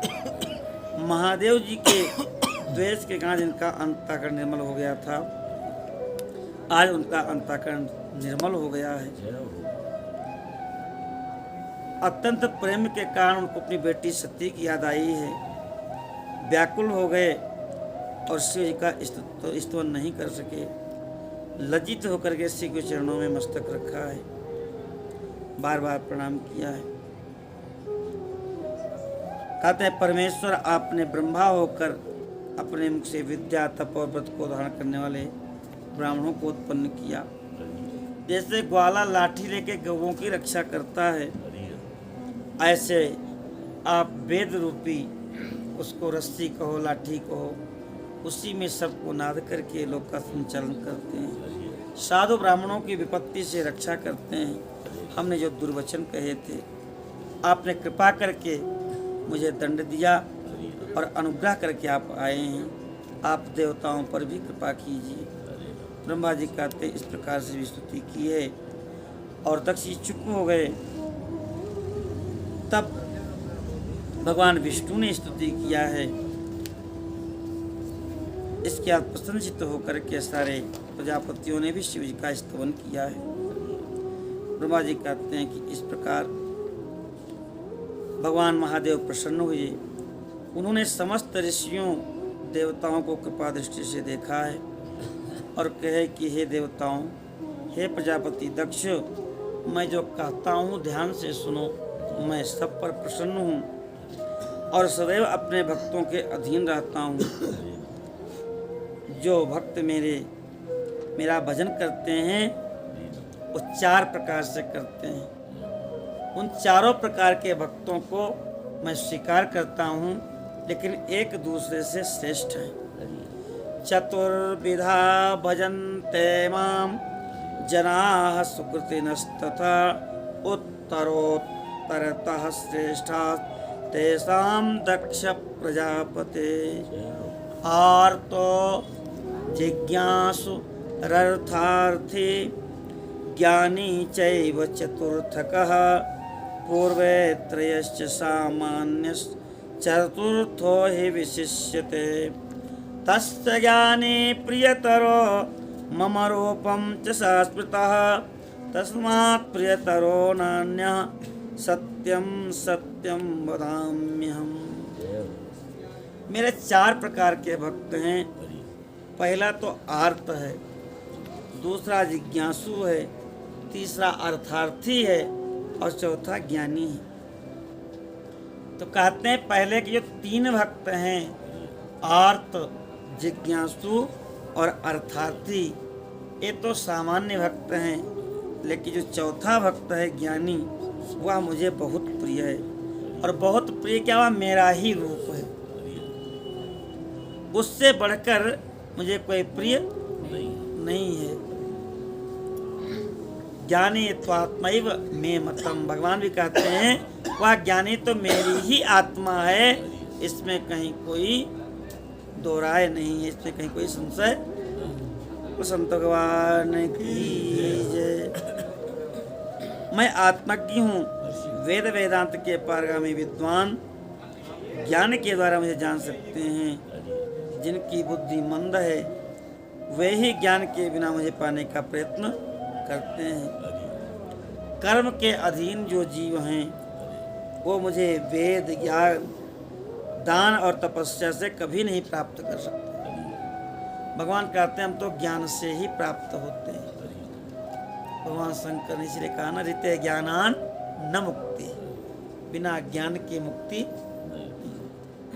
ज्ञान मोक्ष प्रद वेद बखाना, ज्ञान ही मोक्ष देने वाला है।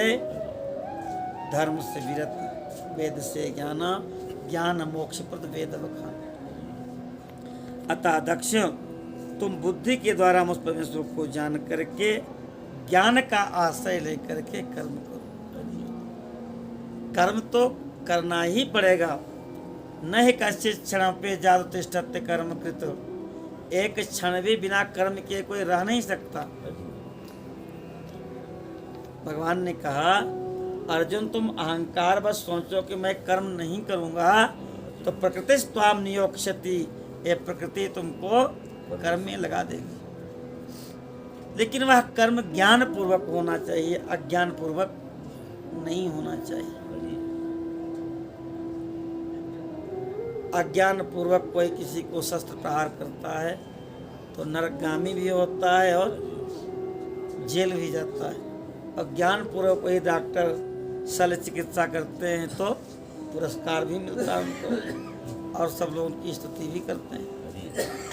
तो कर्म ज्ञान पूर्वक होना चाहिए। हे प्रजापति, उत्तम बुद्धि के द्वारा तुम मेरी बात सुनो। मैं अपने सगुण स्वरूप से के विषय में भी धर्म के दृष्टि से तुम्हारे बात सामने बताता हूँ। जगत का कारण रूप मैं ही ब्रह्मा विष्णु हूँ। मैं ही सबका आत्मा ईश्वर साक्षी हूँ। मैं स्वयं प्रकाश हूँ, निर्विशेष हूँ। हे मुने, अपने ही त्रिगुणात्मिका माया का आश्रय लेकर के मैं सृष्टि का पालन करता हूँ, उनको सृष्टि करता हूँ और उनका संहार करता हूँ। भगवान भी यही बात कहते हैं, मया अध्यक्षेण प्रकृति सूयते सचराचरम। मेरी आज्ञा स्वीकार करके और ये हमारी जो माया है ये चराचर जगत को उत्पन्न करती है, क्रीड़ा करती है।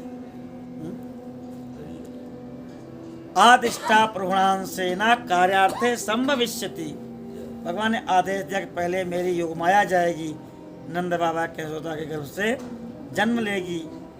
बोलो अष्टभुजा मैया की। नंद गोप गृहे जाता यशोदा गर्भ संभवा। कोई भी पुराण आप कहेंगे तो सब एक दूसरे से बंधे हुए हैं। ऐसा नहीं कि एक पुराण स्वतंत्र कोई है। 18 पुराण जब आप पढ़ेंगे तब किसी एक पुराण की ठीक कथा कह पाएंगे, क्योंकि सब एक पुराण दूसरे पुराण से बंधे हुए हैं, एक दूसरे पर जुड़े हुए हैं। इसलिए अष्टादश पुराण एक का ही प्रतिपादन करते हैं। कहते हैं कि मैं ही सृष्टि पालन संहार करता हूँ और उसी के अनुरूप ब्रह्मा विष्णु रुद्र धाम धारण करता हूँ। अद्वितीय मने भेद रहित और विशुद्ध होने पर मुझ ब्रह्म परमात्मा में ही अज्ञानी पुरुष ब्रह्म ईश्वर अन्य समझियों को भिन्न रूप से देखते हैं। जैसे मनुष्य अपने सिर हाथ आदि को ये मुझसे अभिन्न है ऐसा मान लेता है, मुझसे भिन्न ऐसे पर की बुद्धि कभी नहीं करता। मैं माने ये सब न मानते हैं। ऐसे ही भगवान कहते हैं कि मुझ में ही सब हैं, ये मेरे अंग हैं।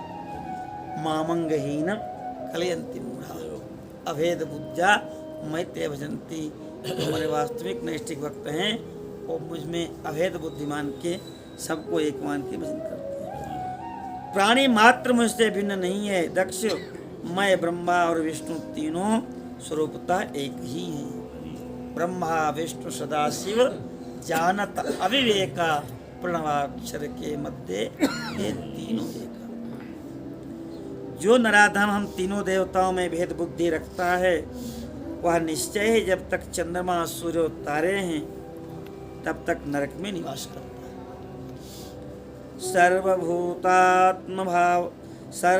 सर्वभूतात्मनाम एकम भावानाम यो न पश्यति त्रिसुराणाम विदाम दक्ष सशांतिमधिगच्छति। जो तीनों देवताओं में समस्त सृष्टि में एक ही परमात्मा को देखने लगता है वह शांति को प्राप्त कर लेता है। उसके लिए वैकुंठ अलग है ये भावना नहीं रहती। इसी शरीर में रहते हुए वैकुंठ का अनुभव करता है, सब में परमात्मा का दर्शन करता है। उसके लिए कहीं कहा जाना आना नहीं, किसी में भेद बुद्धि नहीं है। परमात्मा स्वतंत्र है, वो चाहे तो इस छोटे शरीर में आ गए, चाहे तो विशाल बन गए। इसमें ये नहीं कि इतने कमजोर कैसे भगवान हो सकते हैं। भगवान की इच्छा है कमजोर हो गए, भगवान की इच्छा है तो बलवान हो गए। वो आपसे पूछ के थोड़ा बलवान बनेंगे या कमजोर बनेंगे। सर्वतंत्र स्वतंत्र हैं। इसलिए ये तर्क कि ये कैसे भगवान हो सकते हैं, सब भगवान हैं ऐसा मानने वाला व्यक्ति परम शांति को प्राप्त या करोति त्रिदेवेषु भेद बुद्धि नराधमः नरके सबसे नूनम यावदा चंद्र तारकम। और तीनों देवों में जो भेद बुद्धि करता है वह नराधम जब तक सूर्य चंद्र और तारा हैं तब तक नरक में निवास करता है। संकुचित बुद्धि हो गई और स्वल्पे न सुखम कहते जो भूमा होता है, जो विराट हो जाता है वही सुखी हो जाता है। जो स्वल्प में रहता है वो सुखी नहीं होता। ब्रह्मा जी कहते हैं भगवान शिव ने कहा हे दक्ष, कोई विष्णु भक्त होकर मेरी निंदा करेगा और मेरा भक्त हो विष्णु की निंदा करेगा वो तुम्हारे तरह ही दुर्दशा को प्राप्त होगा। इसीलिए दक्ष की कथा भागवत जी में भी, शिव पुराण में भी और कई जगह कि हम सब भेद बुद्धि न करें, एक भाव एक रस से श्रद्धा भाव से शिव विष्णु के एक ही माने। ब्रह्मा जी कहते हैं महादेव जी की इन सुखदायक वचनों को सुनकर के सभी देवताओं को ऋषियों को बड़ा हर्ष हुआ। कुटुंब सहित भगवान की कृपा से दक्ष शिव की भक्ति में तत्पर हो गया। जिसने भी शिव जी की स्तुति किया भगवान ने उनको वरदान प्रदान किया। भगवान शिव की आज्ञा लेकर के दक्ष शिव के अनुग्रह से अपना यज्ञ पूर्ण करते हैं।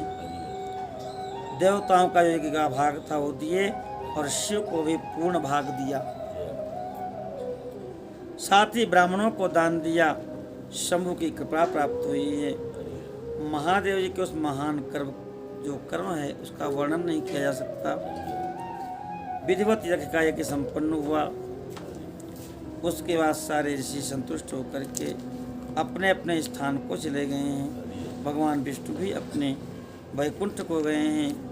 महादेव जी भी अपने गणों के सहित कैलाश पर आनंद पूर्वक निवास करने लगे हैं। इस प्रकार से ये रुद्र संहिता का जो सती खंड है पूर्ण हुआ। तो काशी विश्वनाथ भगवान की जय।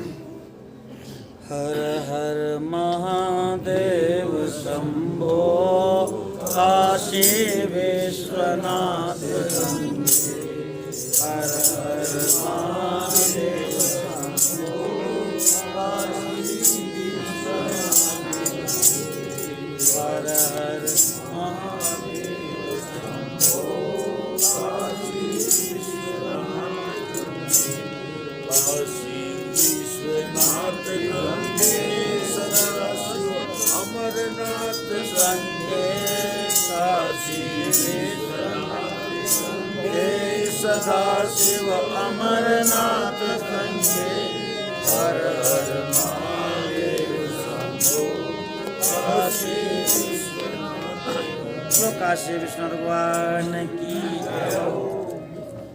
नारद जी ब्रह्मलोक में अपने पिता के पास बैठे हुए हैं।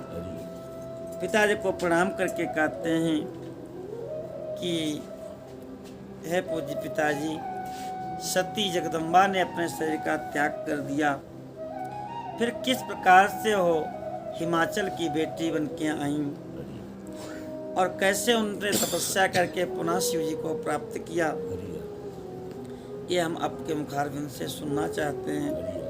ब्रह्मा जी ने कहा, नारद जी, हमने पहले भी आपको सुनाया है और आपको विस्तार से पार्वती के जन्म, विवाह और उनके भक्तिवर्धक चरित्र को सुना रहा हूँ। हे मुनिश्रेष्ठ, उत्तर दिशा में पर्वतों के राजा हैं, निवास करते हैं हिमाचल। हिमाचल सारे पर्वतों के अधिपति हैं, राजा हैं, महान तेजस्वी हैं, महान समृद्धशाली हैं, आश्चर्य हिमवान व माया पृथ्वी के बारे में, भगवान पृथ्वी के बारे में आया है कि जैसे हिमाचल आश्चर्यों की भूमि है, यहाँ एक से एक आश्चर्य होते रहते हैं, ऐसे ही अत्यंत रमणीय हैं, भगवान का स्थावर स्वरूप है, रत्नों के आकर हैं, पूर्व तथा पश्चिम समुद्र के भीतर प्रवेश करके मानो खड़ा है। महाकवि कालिदास जी वर्णन करते हैं, यही पूर्व और पश्चिम समुद्र को स्थिर करके मानो खड़ा है।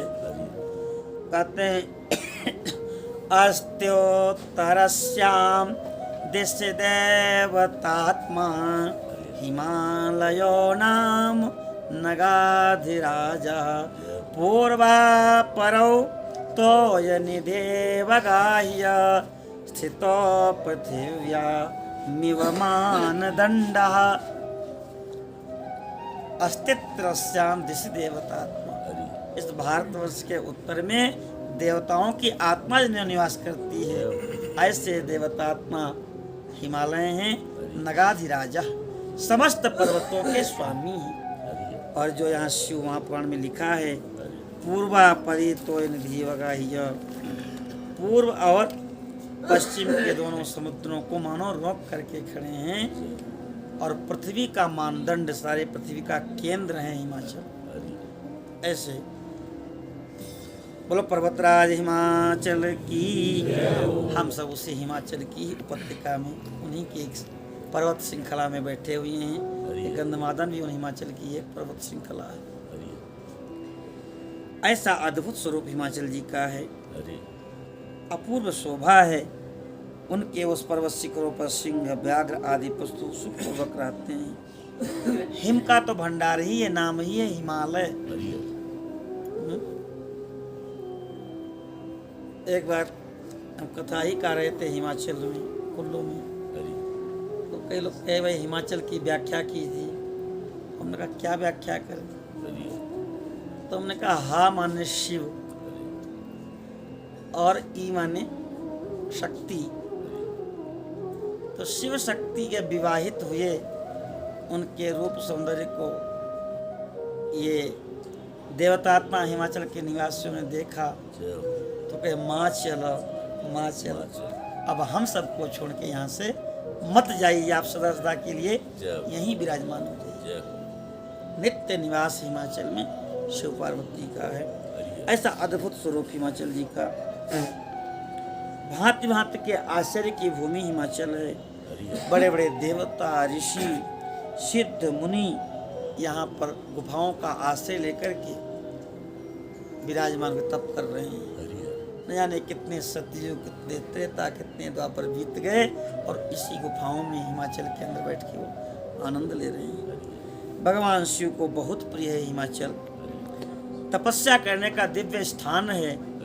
भागवत सुनते हैं आप लोग, पाठ करते हैं। तपो बद्रिकाश्रमे, तपो बद्रिकाश्रमे, एव बद्रिकालयम। चाहे पृथु हों और चाहे उद्धव जी हों, चाहे विदुर जी हों, चाहे पांडव हों, चाहे धृतराष्ट्र हों, जो उठा तो चाहे ध्रुव जी हों, विशालाम, जितने भी तपस्वी हैं और तपस्या करने के लिए हिमालय की गोद में आते हैं। ये तपो निष्ठों की तपस्थली है, उनका ये आलय है। स्वरूप से ही परम पवित्र है, महात्माओं को भी पवित्र करने वाला है। हम लोग उस दिन चर्चा में सुन रहे थे, घर से गौशाला पवित्र, गौशाला से तीर्थ पवित्र, और सबसे पवित्र गंगा, और गंगा नदियों से पवित्र समुद्र का किनारा, और समुद्र से भी कई गुना पवित्र पर्वत का शिखर होता है, जहाँ कोई वास्तु दोष नहीं।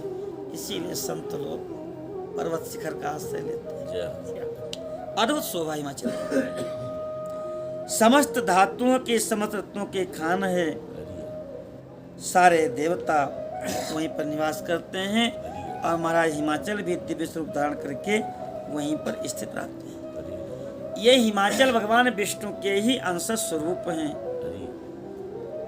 इसीलिए संतों को बहुत प्रिय है हिमाचल। एक समय की बात है,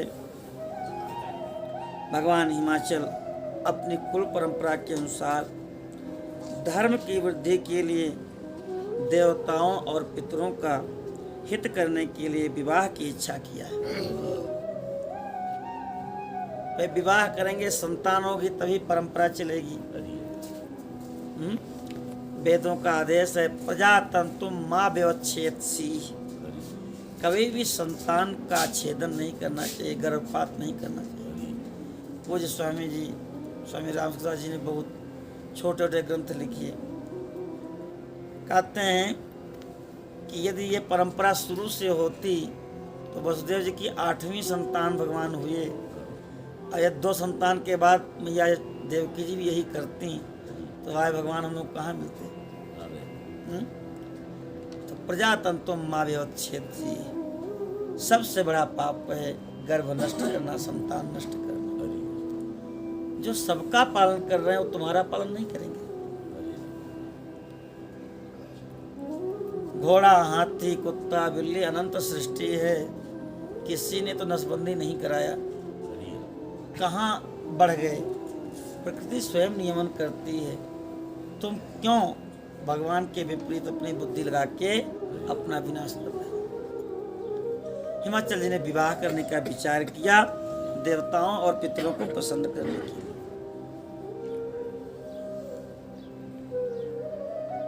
कहते हैं कि जो ज्येष्ठ बेटी मेना है, मंगल रूपणी है, उनका विवाह प्रेम पूर्वक हिमाचल के साथ हो गया। सब के सब स्वीकार किए हैं कि मेना के साथ उनका विवाह हो। संपूर्ण देवता अपने स्वार्थ का विचार करके पितरों के पास आकर के बोले, पितरों की बेटी है मेना, कहे कि आप अपनी बेटी का विवाह हिमाचल के साथ कर दीजिए। देवताओं की बात सुनकर के पितरों ने आपस में विचार किया। पितरों के अधिपति अर्यमा जी हैं, उन्हें स्वीकृति दे दिया और अपनी बेटी मेना का विवाह हिमाचल के साथ में कर दिया। बोलो मेना हिमाचल महाराज की। अत्यंत उत्सव हुआ है हिमाचल के विवाह में। हे नारद जी, मेना के साथ विवाह करके हिमराज वहाँ निवास करने रहते हैं। नारद जी ने कहा, प्रभु आदर पूर्वक मेरे सामने मेना की उत्पत्ति का वर्णन कीजिए। जिन मेना का विवाह हुआ हिमाचल के साथ, जो पराम्बा त्रिपुर सुंदरी माँ पार्वती की माँ हैं, इनका जन्म कैसे हुआ, उन्हें किसका श्राप प्राप्त हुआ और क्यों यहाँ के जन्म लिए हम सुनना चाहते हैं। ब्रह्मा जी कहते हैं कि दक्ष ने जिस पुत्र की पहले चर्चा किया हमने, उसके 60 कन्याएं हुई थी। पहले तो ब्रह्मा जी के पुत्र हुए तो 16 कन्याएं ही हुई हैं, और जब इनके बकरे का सिर लग गया तो बड़ी इनको लज्जा लगे। दर्पण तो रहे तब भी, तो चेहरे में देखें तो शरीर सुंदर और मुख बकरे का, तो इन्होंने अपने शरीर का ही त्याग कर दिया। फिर प्राचेतस दक्ष हुए हैं, प्रचेता के पुत्र प्रचेतागणों ने मारिसा के साथ विवाह किया, और मारिसा के बाद गर्भ से इनका जन्म हुआ।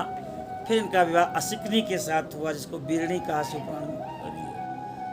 तो वही दक्ष हैं, कहते हैं कि उन्हीं की 60 कन्याएं हुई जो सृष्टि की उत्पत्ति में कारण बनी। दक्ष ने कश्यप आदि मुनियों के साथ विवाह किया, ये तो हमने बताया है। उन्हीं में एक स्वधा नाम की कन्या थी। स्वधा का विवाह पितरों के साथ हुआ, स्वाहा का विवाह अग्नि देवता के साथ हुआ, और सती का विवाह शिव जी के साथ हुआ। तो सुधा की 3 पुत्रियां हैं जो धर्म की मूर्ति हैं। उसमें सबसे बड़ी बेटी मीना है। पितरों की पत्नी सुधा जो दक्ष प्रजापति की बड़ी बेटी है, उनका विवाह हुआ पितरों के साथ, और उनकी पहली बेटी जो है वो मीना है, जो और मझली बेटी उनका नाम धन्या है, और जो सबसे बेटी छोटी बेटी है उनका नाम कलावती है। ये पितरों की 3 बेटियां हुई सुधा के गर्भ से। ये सब पितरों की मानस पुत्रियां हैं। इनका जन्म किसी माता के गर्भ से नहीं हुआ है, ये अयोनिजा हैं। केवल लोक व्यवहार के लिए सुधा की पुत्री मानी जाती हैं नहीं। जब जानकी जी सुनैना की पुत्री मानी जाती हैं थोड़ो, उनके गर्भ से नहीं प्रकट हुई। इनके नाम का कीर्तन करके मनुष्य अपने मनोरथ को सफल कर लेता है, इष्ट को प्राप्त कर लेता है। किनके? मीना, धन्या और कलावती। किसकी बेटी हैं? सुधा की। जगत वंदनी या लोक माताएं हैं ये।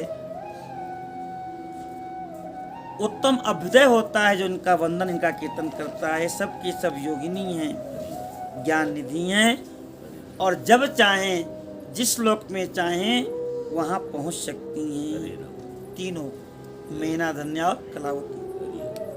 हे मुनीश्वर, ये तीनों एक समय भगवान विष्णु का जो निवास स्थान है श्वेतद्वीप, वहाँ दर्शन करने के लिए गई हैं।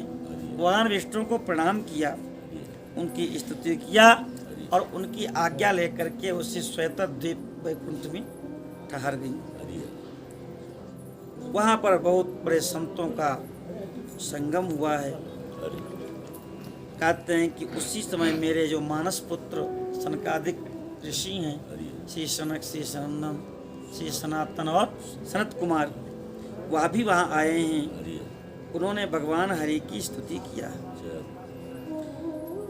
सनकादि मुनि देवताओं के भी आदि पुरुष हैं, सबसे वंदित हैं। जब आकर के खड़े हुए हैं उस समय श्वेतद्वीप के सब लोगों ने उनको प्रणाम किया है, सनकादिक भगवान को। परंतु ये तीनों बहनें मीना, धन्या और कलावती, इन्होंने सनकादिक ऋषियों को प्रणाम नहीं किया और ना ही उठ के खड़ी हुई। सनत कुमारों ने देखा, मर्यादा रक्षा उन्हें स्वर्ग से दूर होकर के नर स्त्री बनने का श्राप दे दिया। इन देवताओं की सभा में, वैकुंठ की सभा में तुम शिष्टाचार से विमुख हो, इसलिए जाओ तुम मनुष्य योनि में जन्म लो। उनने प्रणाम किया, उन कन्याओं ने क्षमा मांगी, तो सनत कुमार प्रसन्न हो गए और कहे, पितरों की तीनों कन्याओं, तुम मेरी बात सुनो, जिससे तुमको सुख होगा और जो सांप का दुख है दूर हो जाएगा।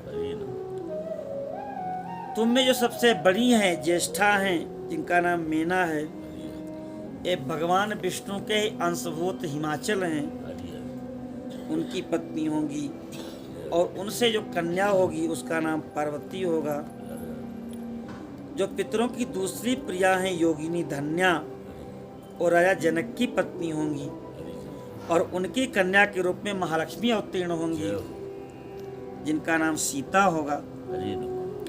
और जो तीसरी बेटी कलावती हैं, वो द्वापर के अंतिम भाग में वृषभानु वैश्य की पत्नी होंगी। कौन? कलावती। और उनकी बेटी राधा के नाम से विख्यात होंगी। ये है रास की बात। योगिनी मेनका पार्वती जी के वरदान से अपने पति के साथ उसी शरीर से कैलाश नामक परम पद को प्राप्त हो जाएंगी। धन्यता उनके पति जनक कुल में उत्पन्न हुए और जीवन मुक्त महायोगी कहलाए। राजा शीरध्वज और लक्ष्मी स्वरूपा सीता के प्रभाव से वैकुंठ लोक में जाएंगे। वृषभानु के साथ वैवाहिक मंगल कृत्य संपन्न होने के कारण जीवमुक्त योगिनी कलावती भी अपनी कन्या राधा के साथ गोलोक धाम में निवास करेंगे।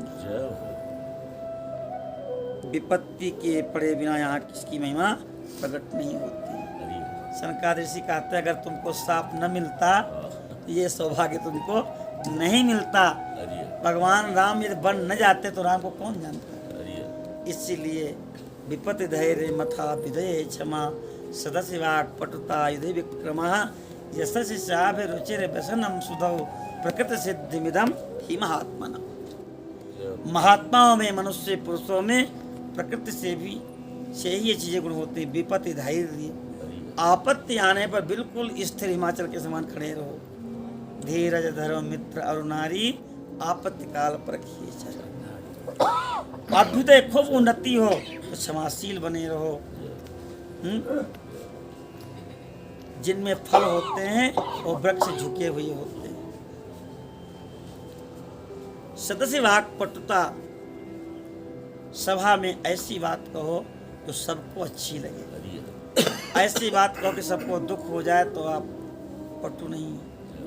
युधि विक्रमः, युद्ध के लिए प्रयास नहीं करना चाहिए। अंतिम क्षण तक प्रयास करें कि युद्ध न हो, लेकिन अगर सामने आ ही गया है तो तावद भयस्य भेतव्यम यावद भयमनागतम आगतम तु भयम वीक्ष्य यत्नम कुर्यात् यथोचितम। फिर तो डट करके युद्ध करना चाहिए। न दैन्यम न पलायन। यशस्या अभिरुचिर, और हमको यश की प्राप्ति हो, इसमें अभिरुचि होनी चाहिए। यश प्राप्त करना कोई खराब बात नहीं। हम ऐसे कर्म करें कि लोग हमको जाने। कीर्ति यस्य स जीवति, जो कीर्ति से जीवित है वही वास्तव में जीवित है। व्यसनम श्रुतौ, और वेदों पुराणों को सुनने का, उनका अभ्यास करने का व्यसन होना चाहिए। ये महात्माओं में प्रकृति सिद्ध होता है। जन्मजात वो इसमें लगे ही रहते हैं, उनको बताना नहीं पड़ता। इस प्रकार से कहते हैं कि बिना कष्ट में पड़े हुए किसी की महिमा प्रकाशित नहीं होती। जब कष्ट टल जाते हैं तो दुर्लभ सुख की प्राप्ति होती है। अब कहते हैं कि जो सदा सुख देने वाली मीना की पुत्री जगदम्बा हैं, वह अत्यंत कठोर तप करके भगवान शिव की पत्नी बनेंगी। धन्या की पुत्री सीता भगवान राम की पत्नी होंगी और लोकाचार का आश्रय लेकर के राम जी के साथ विहार करेंगी। गोलोक धाम में निवास करने वाली राधा जी ही कलावती की पुत्री होंगी, जो गुप्त स्नेह में बंध के भगवान कृष्ण की प्रीतमा बनेंगी। अब आज की कथा को यहीं पर माने को विराम दे।